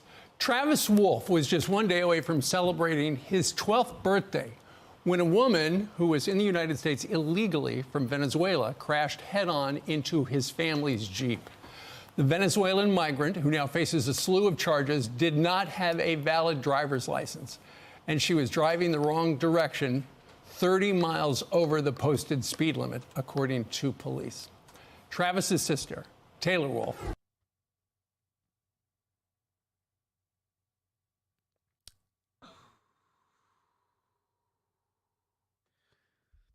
Jesse saying, damn, bro, yeah. Again, lady, way to be a stereotype. Women don't know how to drive. Oh, my God. Oh, my God. Joins us right now from Missouri. Taylor, good morning to you. Good morning. I'm so sorry about what has happened to your family. Oh, Can you take yeah. us back Oh, to yeah. that? Oh, yeah. I bet you're so sorry. I'm so sorry about what's happened to your family. Thankfully, the camera's on a upper torso shot, so you can't see the huge chub I have for getting to go off about this story and this stuff and criticize the left. And it's really just a whole slathering pile of red meat. I've got to be honest. I'm wearing waterproof underwear because the cum is flowing like a river. But again, so sorry for your family. Fuck you. You're not sorry for jack shit. Day and tell us what happened. So I got a message on my phone from Life 360. It was just saying that, Travis and Stephanie were in a sudden stop. It could have been a drop of the phone. It could have been, heartbreaking. Yeah. I tried calling them. Neither of them answered. I tried calling my dad. He didn't answer. So, I clicked on the message and it can take me there to where they were. And we went straight there. When I got there, Stephanie and Travis weren't in the car anymore, but my dad was. So I actually, I went to the hospital with my dad, and Travis and Stephanie were already there. And then I couldn't go into the room with him, so I was kind of in the waiting area just trying to figure out who was okay. Yeah. What was going on with Travis and Stephanie felt like a million years, if I'm being honest. Yeah. Finally, someone came out and talked to me, and they told me that Steph and Dad were okay. Steph was just a little banged up, had a little concussion, couldn't remember anything, but Travis was critical. Right. And after she said that, they were wheeling him past, and she was telling me that they had to take him to Children's in St. Louis. And it was just really hard. I followed him to Children's, and I was there with him. I don't want to keep going with this. I don't want to. We've got an hour left in the show. This is going to be sad to just kind of keep going with. It's really, really sad that lady's brother passed away. But again, fucking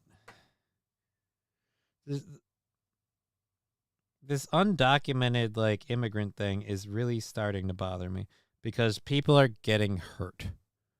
People are getting hurt and affected, and it doesn't have to happen. But we have to hear about, oh, this scares me for Minnesota's has fallen great. Scares me. FLF that girl. That, okay, I don't know what that is. I don't know what that is, Jesse. What was the Jeep wearing? I think the Jeep was dressed, 5W4 Motor L, good point. The Jeep was dressed like a slut. If the Jeep wasn't perhaps dressed like a slut, it wouldn't happen. We've had zero action on the phone lines. We're going to go ahead and take that off the screen for the remainder of the show. We have about an hour, a little less than an hour left in the program. Whole bunch of stuff to get into, so we're going to move on past that. Is this a written story? Because if it is, yeah. All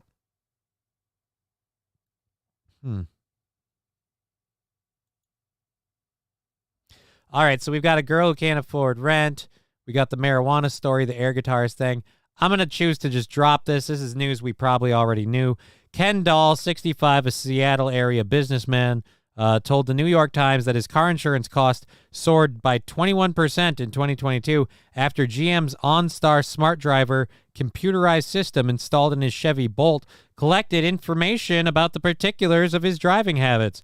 Dahl said that his insurance agent told him the price increase was based on data collected by LexisNexis, which compiled a report tracking each and every time he and his wife drove their Chevy Bolt over a 6-month period. According to Dahl, the 258-page report contained information about the start and end times of his trips, distance driven, and other data detailing possible instances of speeding, hard braking, and sharp accelerations. LexisNexis spokesperson told The Times that the information it takes from OnStar for insurers to use as one factor of many to create personalized insurance coverage.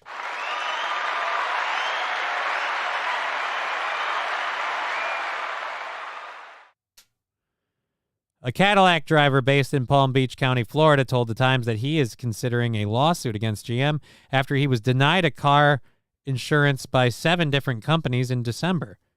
He said he is planning to sell his Cadillac and that he will never buy another GM-made car again. The decision was based on a LexisNexis report which detailed 6 months of his driving behavior, including numerous instances of hard braking, hard accelerating, and speeding. I don't know the definitions of hard brake. My passenger's head isn't hitting the dash, the unnamed Cadillac driver, who, like Dahl, was enrolled in the OnStar Smart Driver subscription service, told The Times. It's not even OnStar, too. My insurance company's got a thing with it, too. You want to save some money on your car insurance? Download this program, this app that keeps data on you. Like, I don't like it at all. I don't like it at all.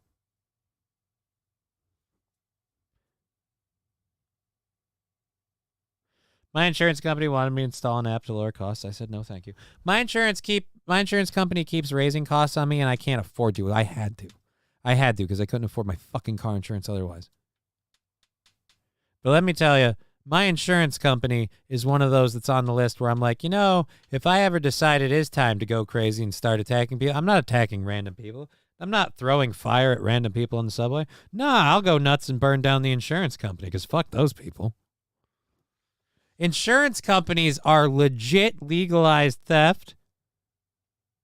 When you have an accident, yeah, it's great to have insurance. It's great to have that coverage. But they fuck you over every which way. And at no point do they give you any of the money back if you don't have an accident. And they'll raise your rates because other people do stuff. They'll make you get these apps, all that. Fuck you, and your app is my viewpoint. Thank you, Toastmaster. All right, so let's get out of that. Again, OnStar's tracking where you're going. They're all watching where you're going. We're gonna get one last written story out of the way. We'll go to a video, then we'll cover the marijuana study that I want to talk about, and then we will get into our third hour stories, at least a few of them, and wrap up the show. We got about got about 40 minutes left in the program. I have to 45. 50? I don't know. There's time, and I have to cough. All right. We out of water? No, we're not out of water. Woo. We can wet the whistle. God, that's awesome. Jesse, that is true, bro. You don't even drive much, do you? You should have cheap insurance if you're not driving over 2,000 miles a month. I don't know how cheap my insurance is, but it was cheap initially when I first got a car and I first got insurance. It was cheap. I slid in a snowstorm into a curb and damaged my right front tire and my like alignment and control arm, and damaged the car. Car had to be repaired. After that, my insurance skyrocketed because I had an accident. I hit a deer. Supposedly my insurance didn't go up because deer are considered a natural hazard, an act of God. Weather, no. Deer, yes. And if you hit a curb, again, I didn't hit a car. I didn't hit anybody. I didn't damage anything but my vehicle. And I paid for pretty much all the repairs because I had a high deductible. So that's why I walk a lot in town. God, I wish I could, Jesse. Stop bragging, you able-bodied asshole. Yeah, no. Yeah, I don't walk. So at least not much. So let's do this story. Car insurance stuff sucks. OnStar is fucking you over. They're all fucking you over. Let's do this story and move on here. What started as a call about a person walking with a shotgun into rural Stearns County ended unusually Tuesday afternoon. A deputy responded to a report of a suspicious person on a township road. The caller described them as an elderly male carrying a shotgun and said when they drove by, the person tried to hide it. The deputy found the man, fitting the witness's description, walking along the road. When questioned, he told the deputy he was just out for a walk, listening to music while using his walking stick. When the deputy confronted the man about trying to hide a shotgun, he came clean. The gentleman said he was using his stick to play air guitar and saw someone driving by. He explained he was embarrassed, so he tried to quickly put his walking stick away. What he was jamming to was not disclosed.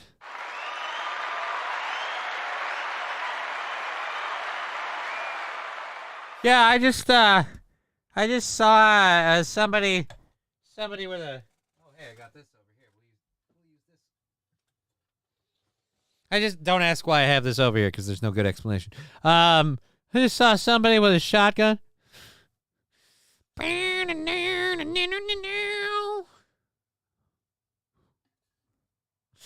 didn't want to admit the song he was jamming to. He was air guitaring to.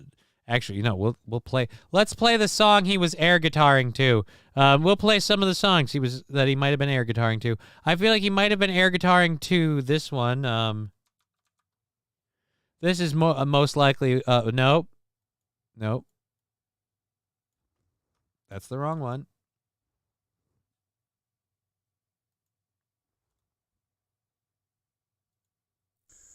I've been gay so you can see that I'm queer. So don't be afraid. Buy my hole and blow my homies away. I'm so damn gay. Oh, fuck. I don't want booze. A penis for me. A penis for you. Like, that's how it went down. That's how it went down. He was singing fucking Van Drexel Mbop. You can't do air guitar to Mbop.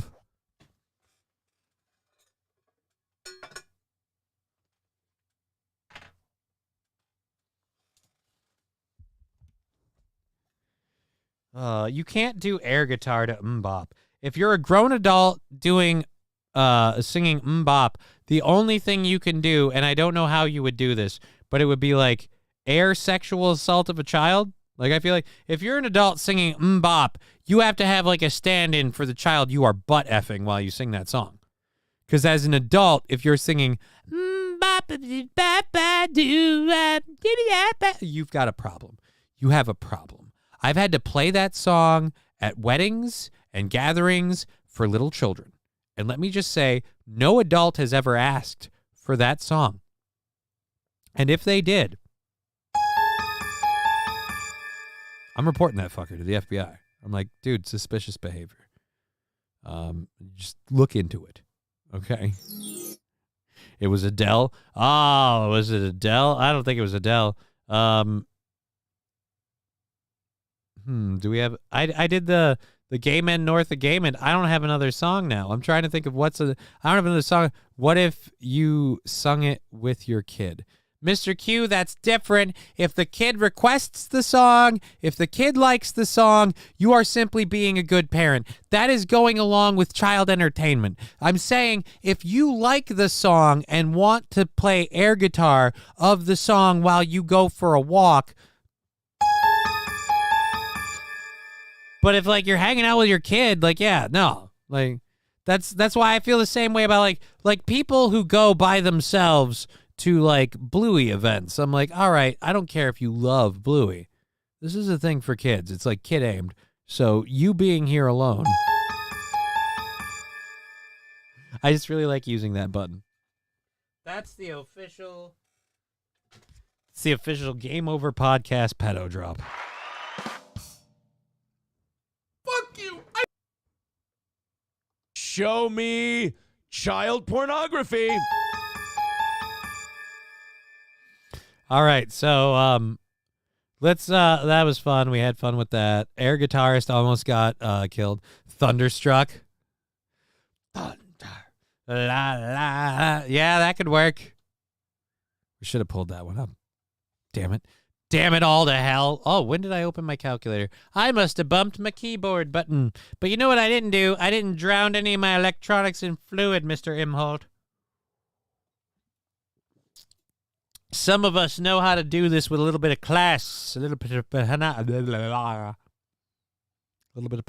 bit of style.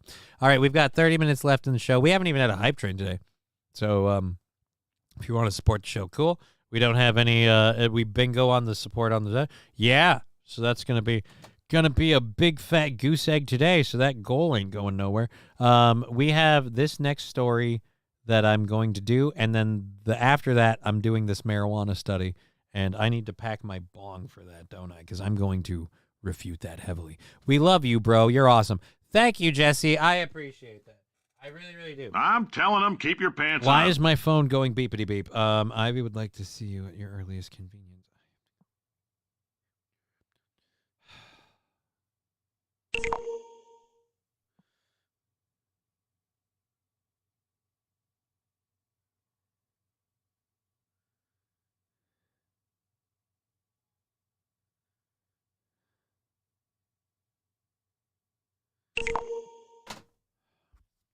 All right, so we're gonna do this story and then the marijuana one.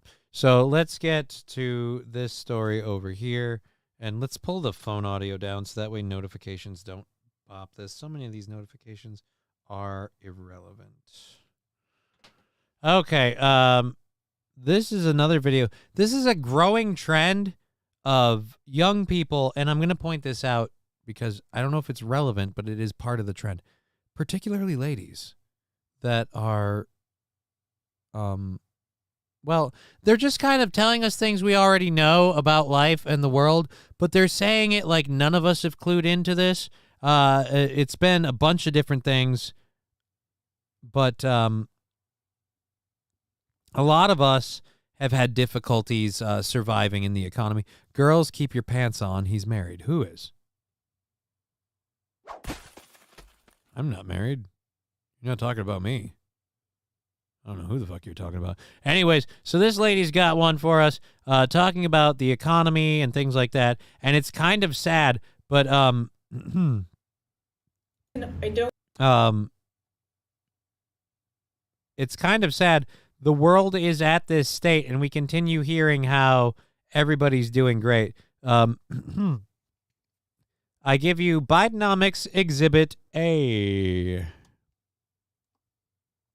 This is the first month I won't be able to afford rent. I'm not a rich person. I don't have a lot of stuff. I have basic household necessities, a couch, a bed, washer, a dryer.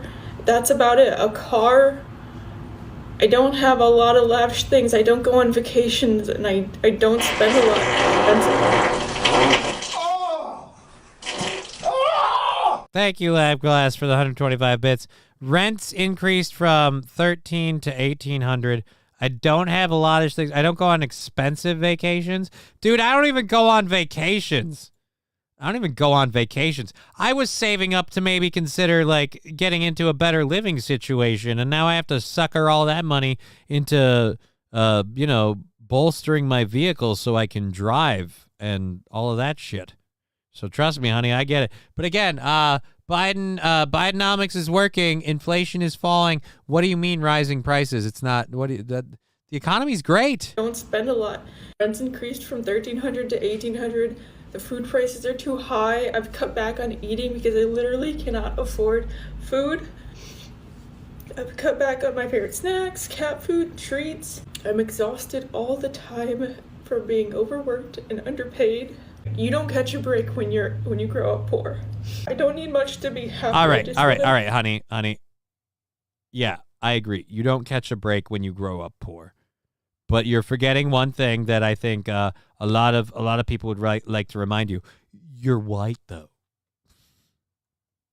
The rent is just too damn high. She's hot. Right. She's hot. So, of course, it doesn't matter what she's going through. Let's talk about whether or not we'd fuck her. You have money for the makeup and the hair dye. I'll say this. The hair dye, probably done by herself or a friend. Otherwise, yeah, you're probably spending. But you know what, dude, Skeezy, I'm not even gonna sweat that. The hair dye thing. How often does she get her hair dyed? How often? That's clearly grown out a bit. The makeup. She's got to wear makeup when she goes out and stuff. When she works. I mean, honey, start an OnlyFans. You'll be fine. Look. Is that probably true? Yeah, probably. But should every woman have to consider being a whore so her basic needs are met? I don't know. I don't want to live in that world.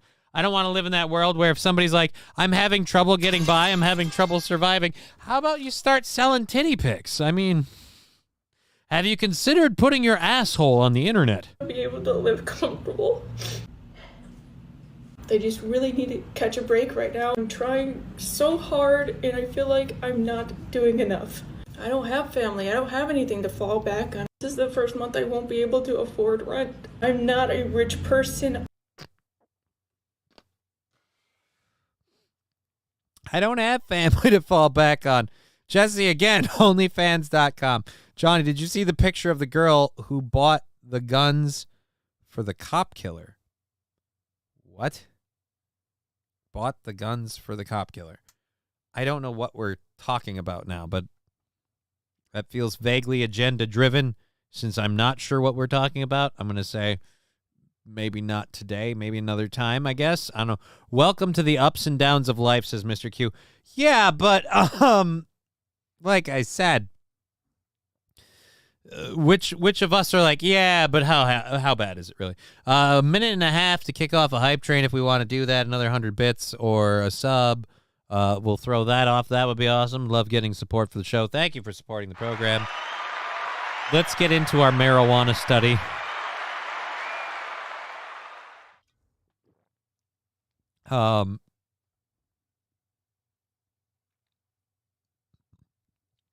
Oh God! One of the comments.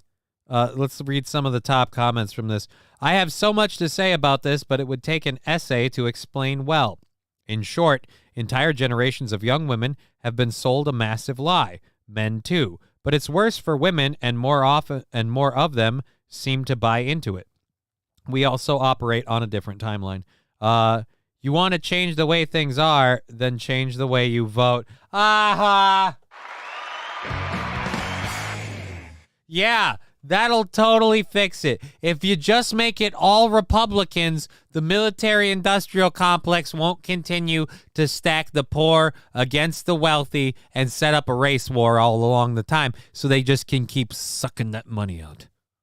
Change the way you vote. I'm not sure who this lady is, but I implore anyone who knows her to reach out, not for a handout, but for solutions. People needing roommates, better jobs in her skill set.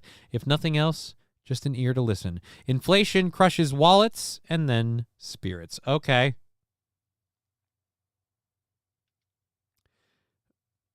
Robert F. Kennedy Jr. This is why I'm running for... actually, let's read it as Robert F. Kennedy Jr.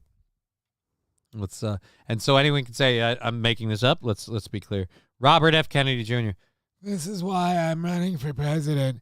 This experience is increasingly common among the strongest driving forces behind voters' desperation for change. I will work tirelessly to earn your vote now and in November. You're not gonna though. I'm sorry. You'll work tirelessly, but can you do me one favor? Speak up. Here is a little money-making tip, trade school. Right? Again, the Stoma F. Kennedy. Kennedy! All right. This is Dinesh D'Souza. This is Joe Biden's America. If you don't want to live like this, vote accordingly in November. The fault, dear Brutus, is not our stars, but in ourselves. Well, isn't that a great quote from what? Isn't that Caesar? So Brutus? I don't think he's quoting Brutus the Barber Beefcake. On some level, I agree this sucks. On the other hand, we need families to be families. Young adults, especially young women, should be living with their parents. This is historically what was done. The idea is that you have to move out when you go to college and never move back home is modern and screwed up. Build back the family. Look out for each other. She should have tons of money if she would have tons of money if she was living in her parents' bedroom. She's poor, and her parents are probably poor. I love people who don't understand the poor family dynamic. Let me explain the poor family dynamic. The poor family dynamic is about as close to communism as you'll find in America, because poor families kind of demand that everybody who has any success, any personal wealth, any personal gain, share that wealth, success, and gain with everyone else because we are suffering. We don't have any help. So if I have money, my siblings will call me and ask for loans, and then they won't pay me back. And then if anyone stands up against that, they get ousted by the family. They get black sheeped, blackpilled, blacklisted, whatever you want to call it. Because again, the expectation is that you're supposed to throw in when because you have money. So if she has parents, and I don't know if she actually has parents. She said she grew up poor. She didn't explain. She says she doesn't have a family to fall back on. I don't know if she even has a family. But again, what's she supposed to do? If she moves back home, they're going to ask her to pay rent. They're going to ask her to kick in. And if she is saving up and building up a plethora of money, they're going to ask her to help them dig them out of their holes. And it isn't going to work. They're just going to pull her down.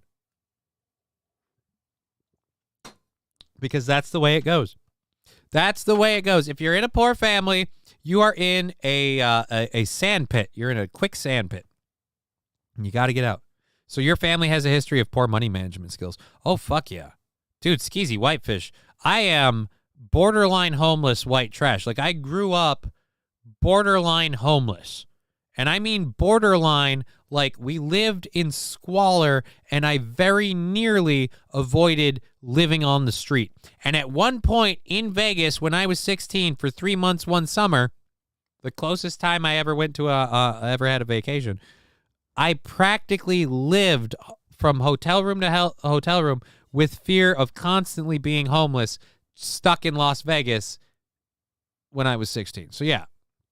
Well, tell her that I'll help her get some money first. Tell her that I'll help her get some money first. You'll help her get some money first? What? Yeah, if you let me... again, like I said, it was sad. I was going through that. It was fun. But, poor people don't exactly have the whole fall back on your family. Because part of the problem is, if you're a poor person in a poor family, falling back on your family will usually result in them pulling you down with them. It's the sad, tragic, and at times it's brought me to tears, truth of the matter. In the case of my family, everybody that's doing well is relatively doing well on their own. And everybody that needs help kind of always needs help. And if you help them, it doesn't fix the problem. And they don't get better. And they don't come out of it and learn and grow and do all of those things. They don't. So if you want to get out of that sand pit, You got to pull yourself out. And if you want to help pull them out, maybe you can. But you have to do it from a safe distance with healthy boundaries. You're not going to be able to do it if you're standing in it right there with them. But at any rate, that lady, that's sad. That lady's sad. She was cute, though. I will give you that. She was cute. But again, I don't think she wants to. I feel like she's aware that OnlyFans is a thing. But, you know, I feel like she's aware. But, you know, if not, I guess I'm sure somebody will send that one to her in the comment section. That clip went viral, so I'm sure she's gotten a whole slew of offers and ideas on how to earn a little extra buckage. I'm sure there's been a plethora of people who want to pay her for services. All right, so we've got this last one that we're going to do here. I was going to put a grinder together and do some smoke and some herb, but I don't think I have any loaded up in the old bong, do I? And I'll just have to do the one-y.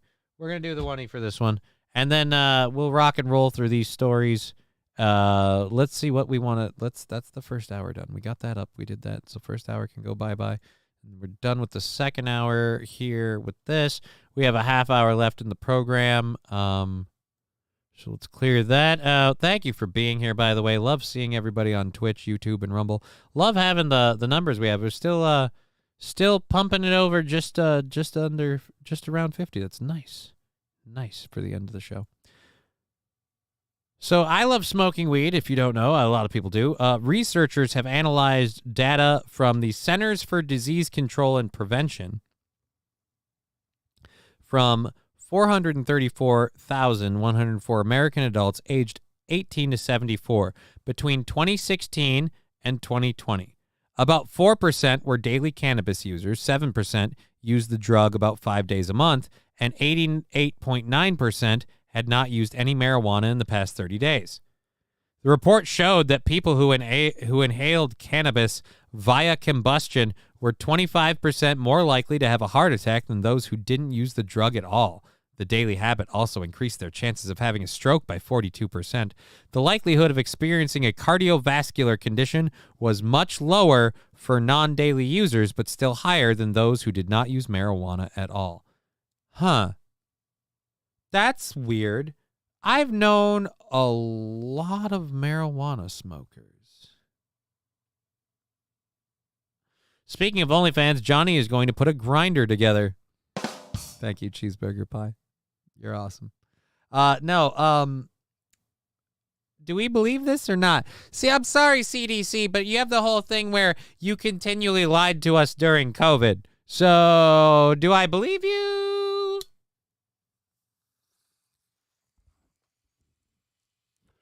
Because I've been under, what would we call it? I've been under pretty heavy medical scrutiny for the past, 20 years. So I kind of predate your little study. My blood pressure hasn't increased. I haven't had any cardiovascular issues. In fact, the biggest trend of cardiovascular issues that I've seen, I don't think it's marijuana-based. This study brought to you by Pfizer. Right? Who did the study? I want to know who did the study. We're going to look into that in a minute. All right, so that is, again, saying if you smoke every day, that's a 25% increased risk of heart attack, 42% increase in that of a stroke. There are reasons to believe that cannabis use is associated with atherosclerotic heart disease. Atherosclerotic heart disease. Endocannabinoid receptors are ubiquitous throughout the cardiovascular system.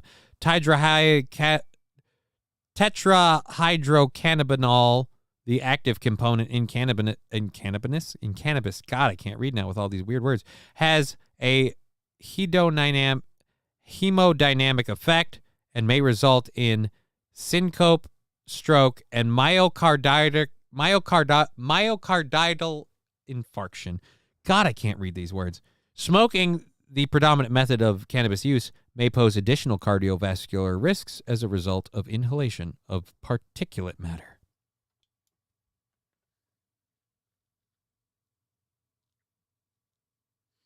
Definitely doesn't make you a better reader, says Van Drexel.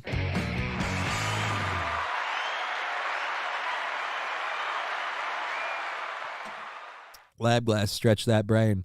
Oh, you know what it is? It's the words being put together and me being a tart. But Jesse, I should be there by now. I got the privilege of talking to lots of stuff users while I was on vacation, and it seems to me most of them didn't even get COVID, let alone other shit, right? I should be there by now. I should be dead by now. I smoke a lot.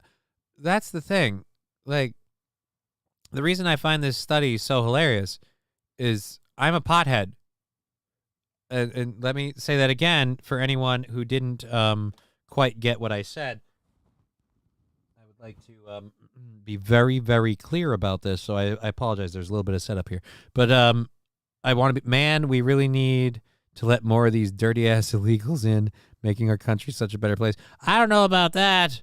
Landers. These printers using the paper is fully compatible because the software scans. The printers using the paper is fully compatible, scans the paper, and applies the appropriate security marks in ink on the paper. Liberals are retards. Again, Atomic Ray, I know you made that comment earlier on Rumble. Thank you, everyone, on Twitch, YouTube, and Rumble. Just kind of rehashing the paper thing for a minute. Like I said, liberals, I'm not even saying they're retards. I'm saying this is a psyop, in my opinion. This is where I'm landing on it. This isn't tarded behavior. This is psyop behavior. Because the liberals are saying the Republicans spent, not the Republicans, let's be clear, the conspiracy theory endorsing conservatives wasted $200,000 of taxpayer money. To which I say, why can't you just use the paper? Truth of the matter is, the $200,000 expense part is entirely at the hands of the liberals. But they don't want to say that. So that's why I did the story, and I said it, because that's the truth. All right, so cannabis use, again, inhaling smoke and things like that, I can get that has an effect on you and your cardiovascular system. Smoking cigarettes, again, same kind of thing. But nicotine is a cardiovascular constrictant, which is why nicotine smokers tend to develop cardiovascular issues. I don't know if the particulate matter is solely to blame, but I will say this with regards to the smoking. Nobody that I know that smokes weed dealt really heavily with any sort of COVID backlash. And as a pothead, an avid, knows people who smoke, talks to people who smoke, talks about smoking pothead, let me just tell you, strokes, heart attacks, things like that, don't know about that. Have you talked to Willie Nelson?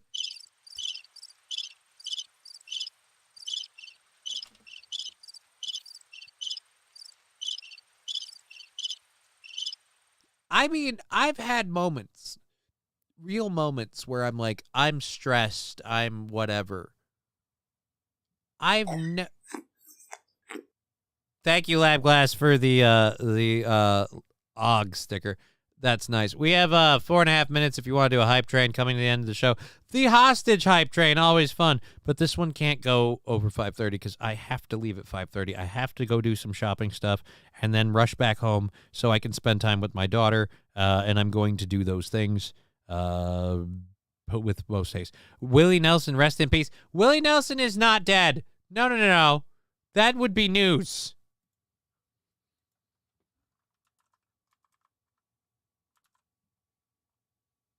American singer, guitarist.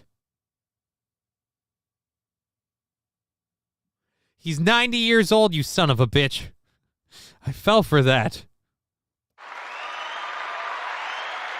He's got tour dates. He's 90 years old, and he's on tour. And Cheech and Chong are still alive, I think. Yeah, Cheech and Chong are still alive, but Cheech and Chong have actually come out and said that that they're more worried about they're more worried about about marijuana usage and things like that, that it might not be everything it's cracked up to be. So I don't know where they stand on it, but yeah, they're still there.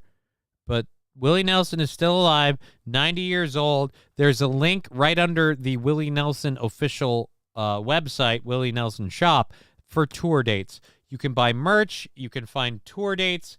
He's still touring at 90. I feel like if the weed was doing this to people, I'm not saying that there isn't room to have this argument.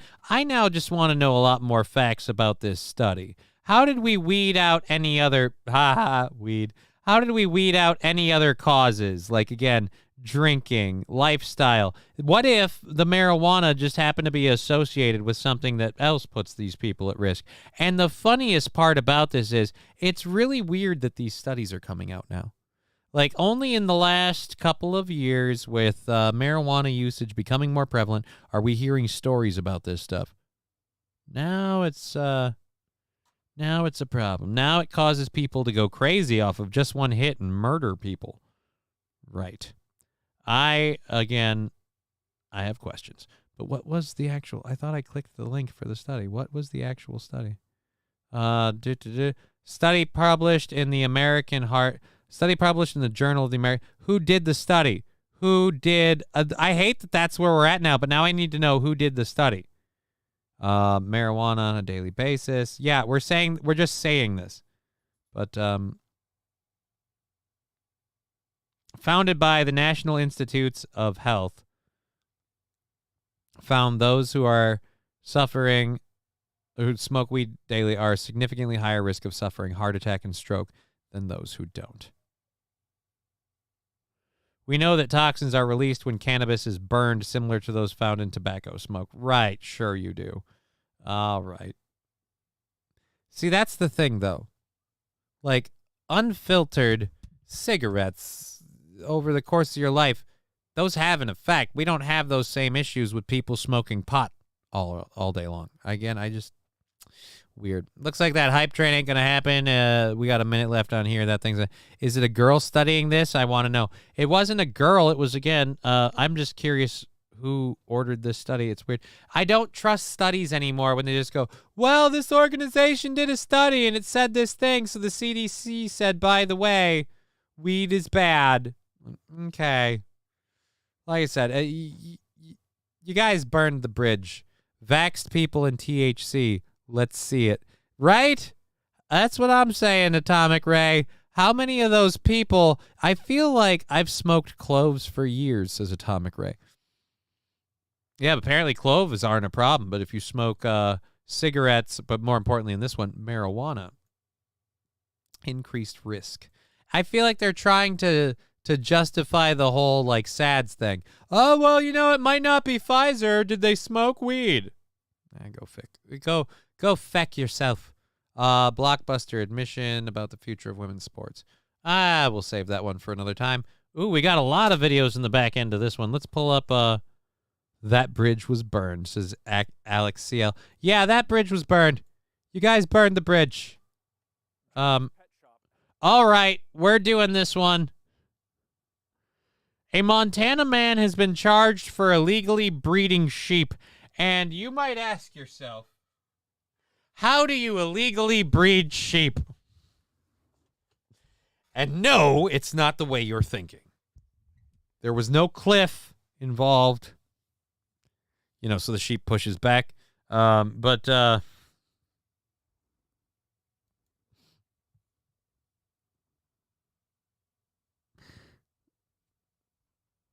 Illegally,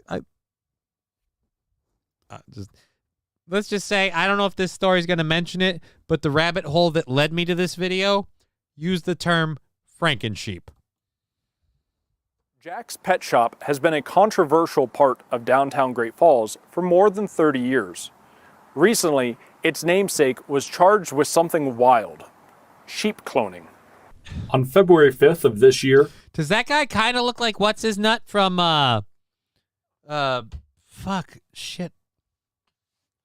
the Canadian show. God damn it. Letterkenny. Thank you. God, that took forever. I gotta go back. Sheep cloning. Recently, its namesake was charged with something wild: sheep cloning. On February 5th of this year, Arthur Schuberth, also known as Jack, was charged in a federal court for his alleged participation in a sheep cloning operation. Schuberth is perhaps best known as the founder of the controversial pet shop bearing his name in downtown Great Falls, but the shop itself is not involved in this case. His son and daughter-in-law operate the shop and decline to be interviewed. According to the federal filings against him, Schuberth and his business, Sun River Enterprises in Vaughan, Montana, engaged in the purchase, sale, and breeding of mountain sheep, mountain goats, and other ungulates, with the primary purpose of marketing and selling live, animal, and genetic material to captive hunting operations. In other words, Was he trafficking in sheep spunk? What do you mean genetic material? he was cloning sheep.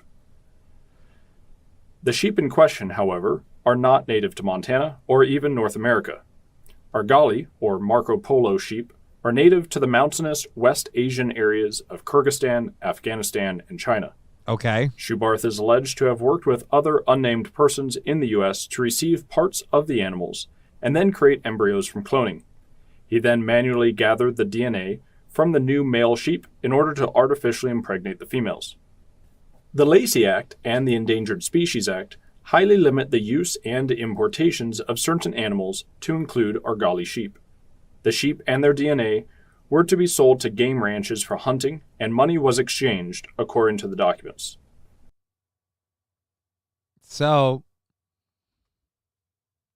am I weirdly, I'm weirdly elated by this, like a mad scientist. Yeah, but he's some fucking, rural hillbilly podunk motherfucker. You don't expect that, Bravo, Wilmer Autotech. 100 bits well spent. Bravo.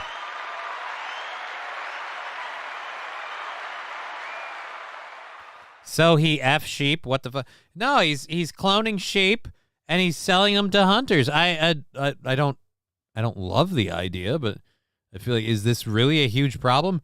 Toby Keith didn't smoke enough weed with Willie. Apparently not, Mr. Q. But also, weed smoke doesn't do a whole lot for entering your stomach lining, so I'm wondering how that happened. It's really weird to do a show now with a fucking sheep on my face.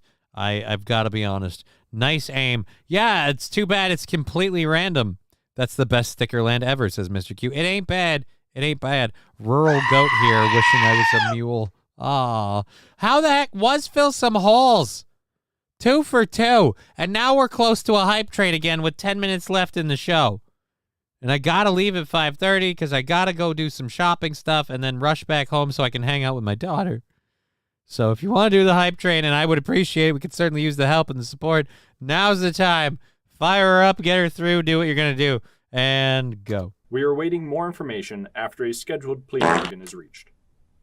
In Great Falls, I'm James Rowland, MTN News. I've seen some new details tonight.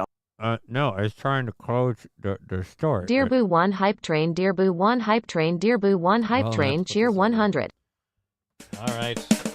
Here comes a train, a busy little train, rushing up and down on the daisy line. Mummies and daddies, the grandpas and I think we're going to have this loaded up to do that in time, so we'll have to do it this way. here comes a train, and here comes driver's head too. Wahey! Here it comes, here it comes, here comes a train today. Here comes a train! All right, so we're going to do a hype trade. Jesse saying, don't leave us, bro. We love you. I appreciate that. I love hanging out with you guys, too. I do. I just started hard, says JB and Jive. I started hard. All right, started hard. Oh, sharded. Jesus.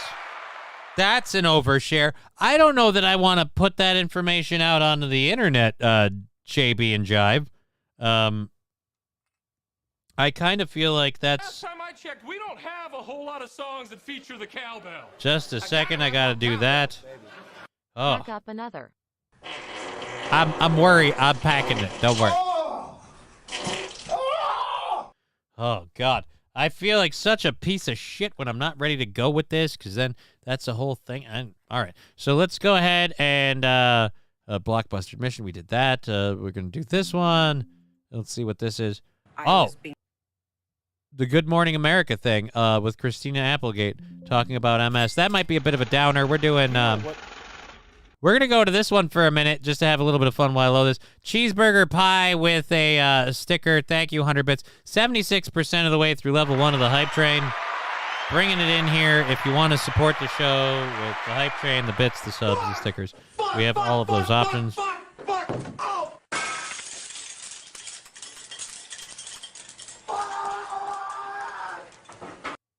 Cheer 100 seems good one seems good one seems good one seems good one seems good one seems good one seems good one seems good one seems good one seems good one seems good one seems good one seems good one. She joined MS-13. No, she has MS and she's talking about her ordeals and discovering it and things. And I just don't think it's a fun thing to do at the end of the show. And yeah, sorry. Johnny and his sheep. I don't have sheep. The sheep landed on the screen along with the goat. 100 cheer 1 cheer 1 cheer 1 cheer 1 cheer 1 cheer 1 cheer 1 cheer 1 cheer 1 cheer 1. Thank you, cheeseburger pie. 100 Bozery. That's level 2 of the hype train. Thank you very, very much. Thank you, Skeezy Whitefish. 510 bits. That's going to probably put us most of the way through level 2, right? No? What? Yeah. All right, not most of the way. I guess I underestimated. 36% though. Healthy chunk. Thank you, Skeezy. Let's get... I suppose I have to wait for the sticker party to finish before I can really play this clip that's on here. We'll roll this through and roll out the hype train and then have to call it a day. And I really appreciate everybody helping out. Those of you like, hey, man, keep going. I wish I could, but I got a kid and I got things I got to do today. Promises I made, got to keep them kind of thing. So, Mr. Q, double thanks, guys. Thank you so much. Thank you. Make sure it's not on here. What he's talking about. We'll just keep that open.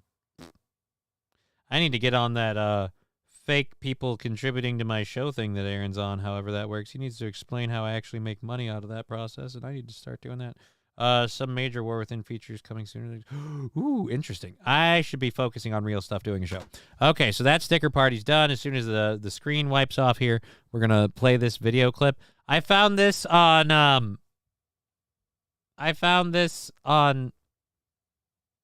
the internet. And either I'm old, tomatoes with tobacco, Simpsons. Says Tweety.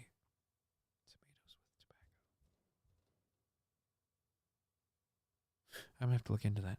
All right, so those stickers are pretty much done. I found this on the internet recently, so we're going to play this. We're going to go through a couple videos and things. We do also have overtime stuff we can go through. So be Aaron pretending to be MSO. Note, we have never seen MSO here. I just don't think MSO likes watching my show. Like, no offense. We've never seen MSO here. We've never seen probably a solid 90% of Aaron's audience here because they came in and didn't like it or they moved on or whatever. So I've got to build my own audience, and that's fine. I just got to work harder at it. This right here is... You know those like old things that are in cars? They like light and they get really hot. Yeah, we tried one out and it's really hot and we needed to cool down. So we have it hanging outside now. Uni 100. Thank you very, very much, cheeseburger pie.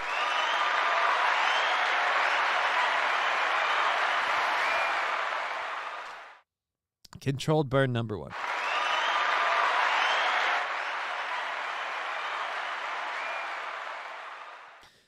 Johnny, Mr. Q saying, Johnny, may I suggest a boob job? I mean, you can. I'm not going to get one.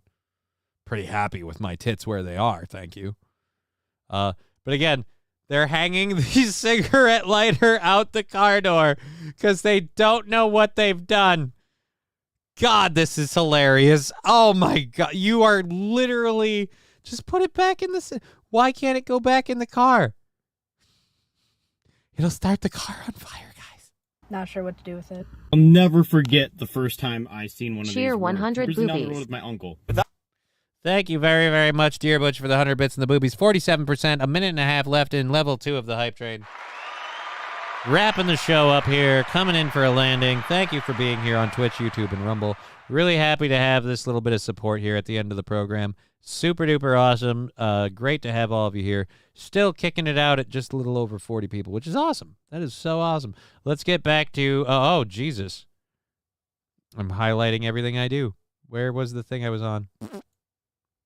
Without saying a word, he leans over and clicks it in. I seen him do that, and I didn't know what it was, and I just shrugged it off. Pulls a pack of cigarettes out, flips it open, puts one in his mouth, puts the cigarettes back. So now he's got this unlit cigarette in his mouth, and he continued to drive down the road like that for another 15 seconds or so. He puts his hand right here down in the seat next to his thigh. The second his hand was in position, that cigarette lighter popped out and landed in his hand. The pop from the spring would throw it out of the outlet. Obviously, he's done it so many times, he knew right where it lands. So he takes it, lights the cigarette, puts it back, didn't say a word. Do you know what this right here is? You know those like So, young people completely baffled by a cigarette lighter. Atomic Ray, interesting. The harvest will be interesting. Yeah, with tomatoes with tobacco could be a very interesting harvest. That's level 2, 48%. That is an amazing amount of support. Thank you. Thank you very, very much. Kids these days, so skeezy whitefish. Not even kids these days. It's just technology. Now you have the excuse me. You have try not to suck. Ever think of that? You have the cigarette lighter. You have the adapter thing. But now it's all for plugging in shit. My doctor was checking my balls for any lumps the other day. It got awkward when I ran my fingers through his hair. Thank you, I love bacon. That's pretty good.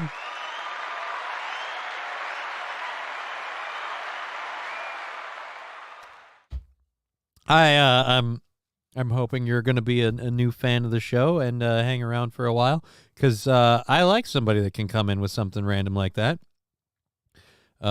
Seems like we could have a new one here. That's awesome. Thank you for being here. I'm sorry, but if you just got here, we're heading home. It doesn't work for me. What doesn't? I gotta have more cowbell. Oh, that. Well, thank you for following the channel. We appreciate that. Like I said, it's literally it's closing time.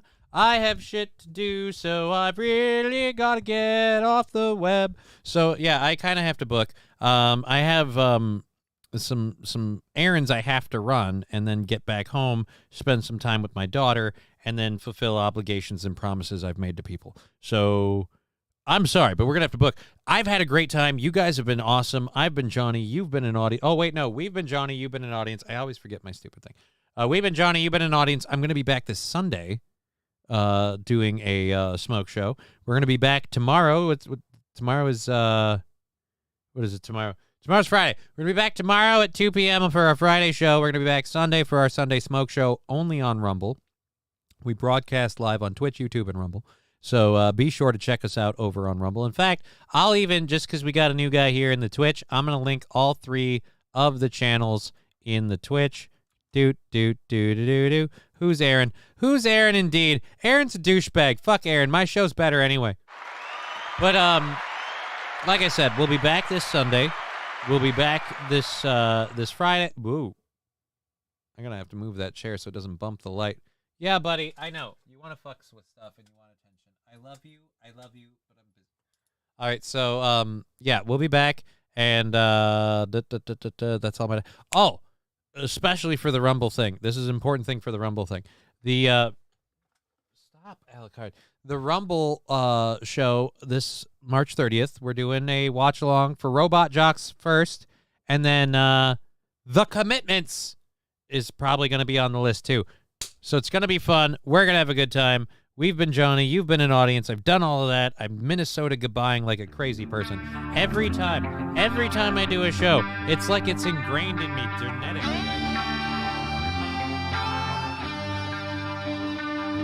Game over. Fuck. What the fuck? this fucking, how did you two fucking fucks? Fuck!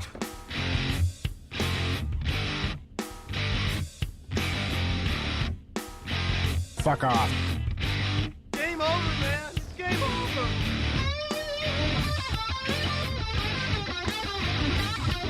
Wait. Ooh, don't like it. Show me child pornography.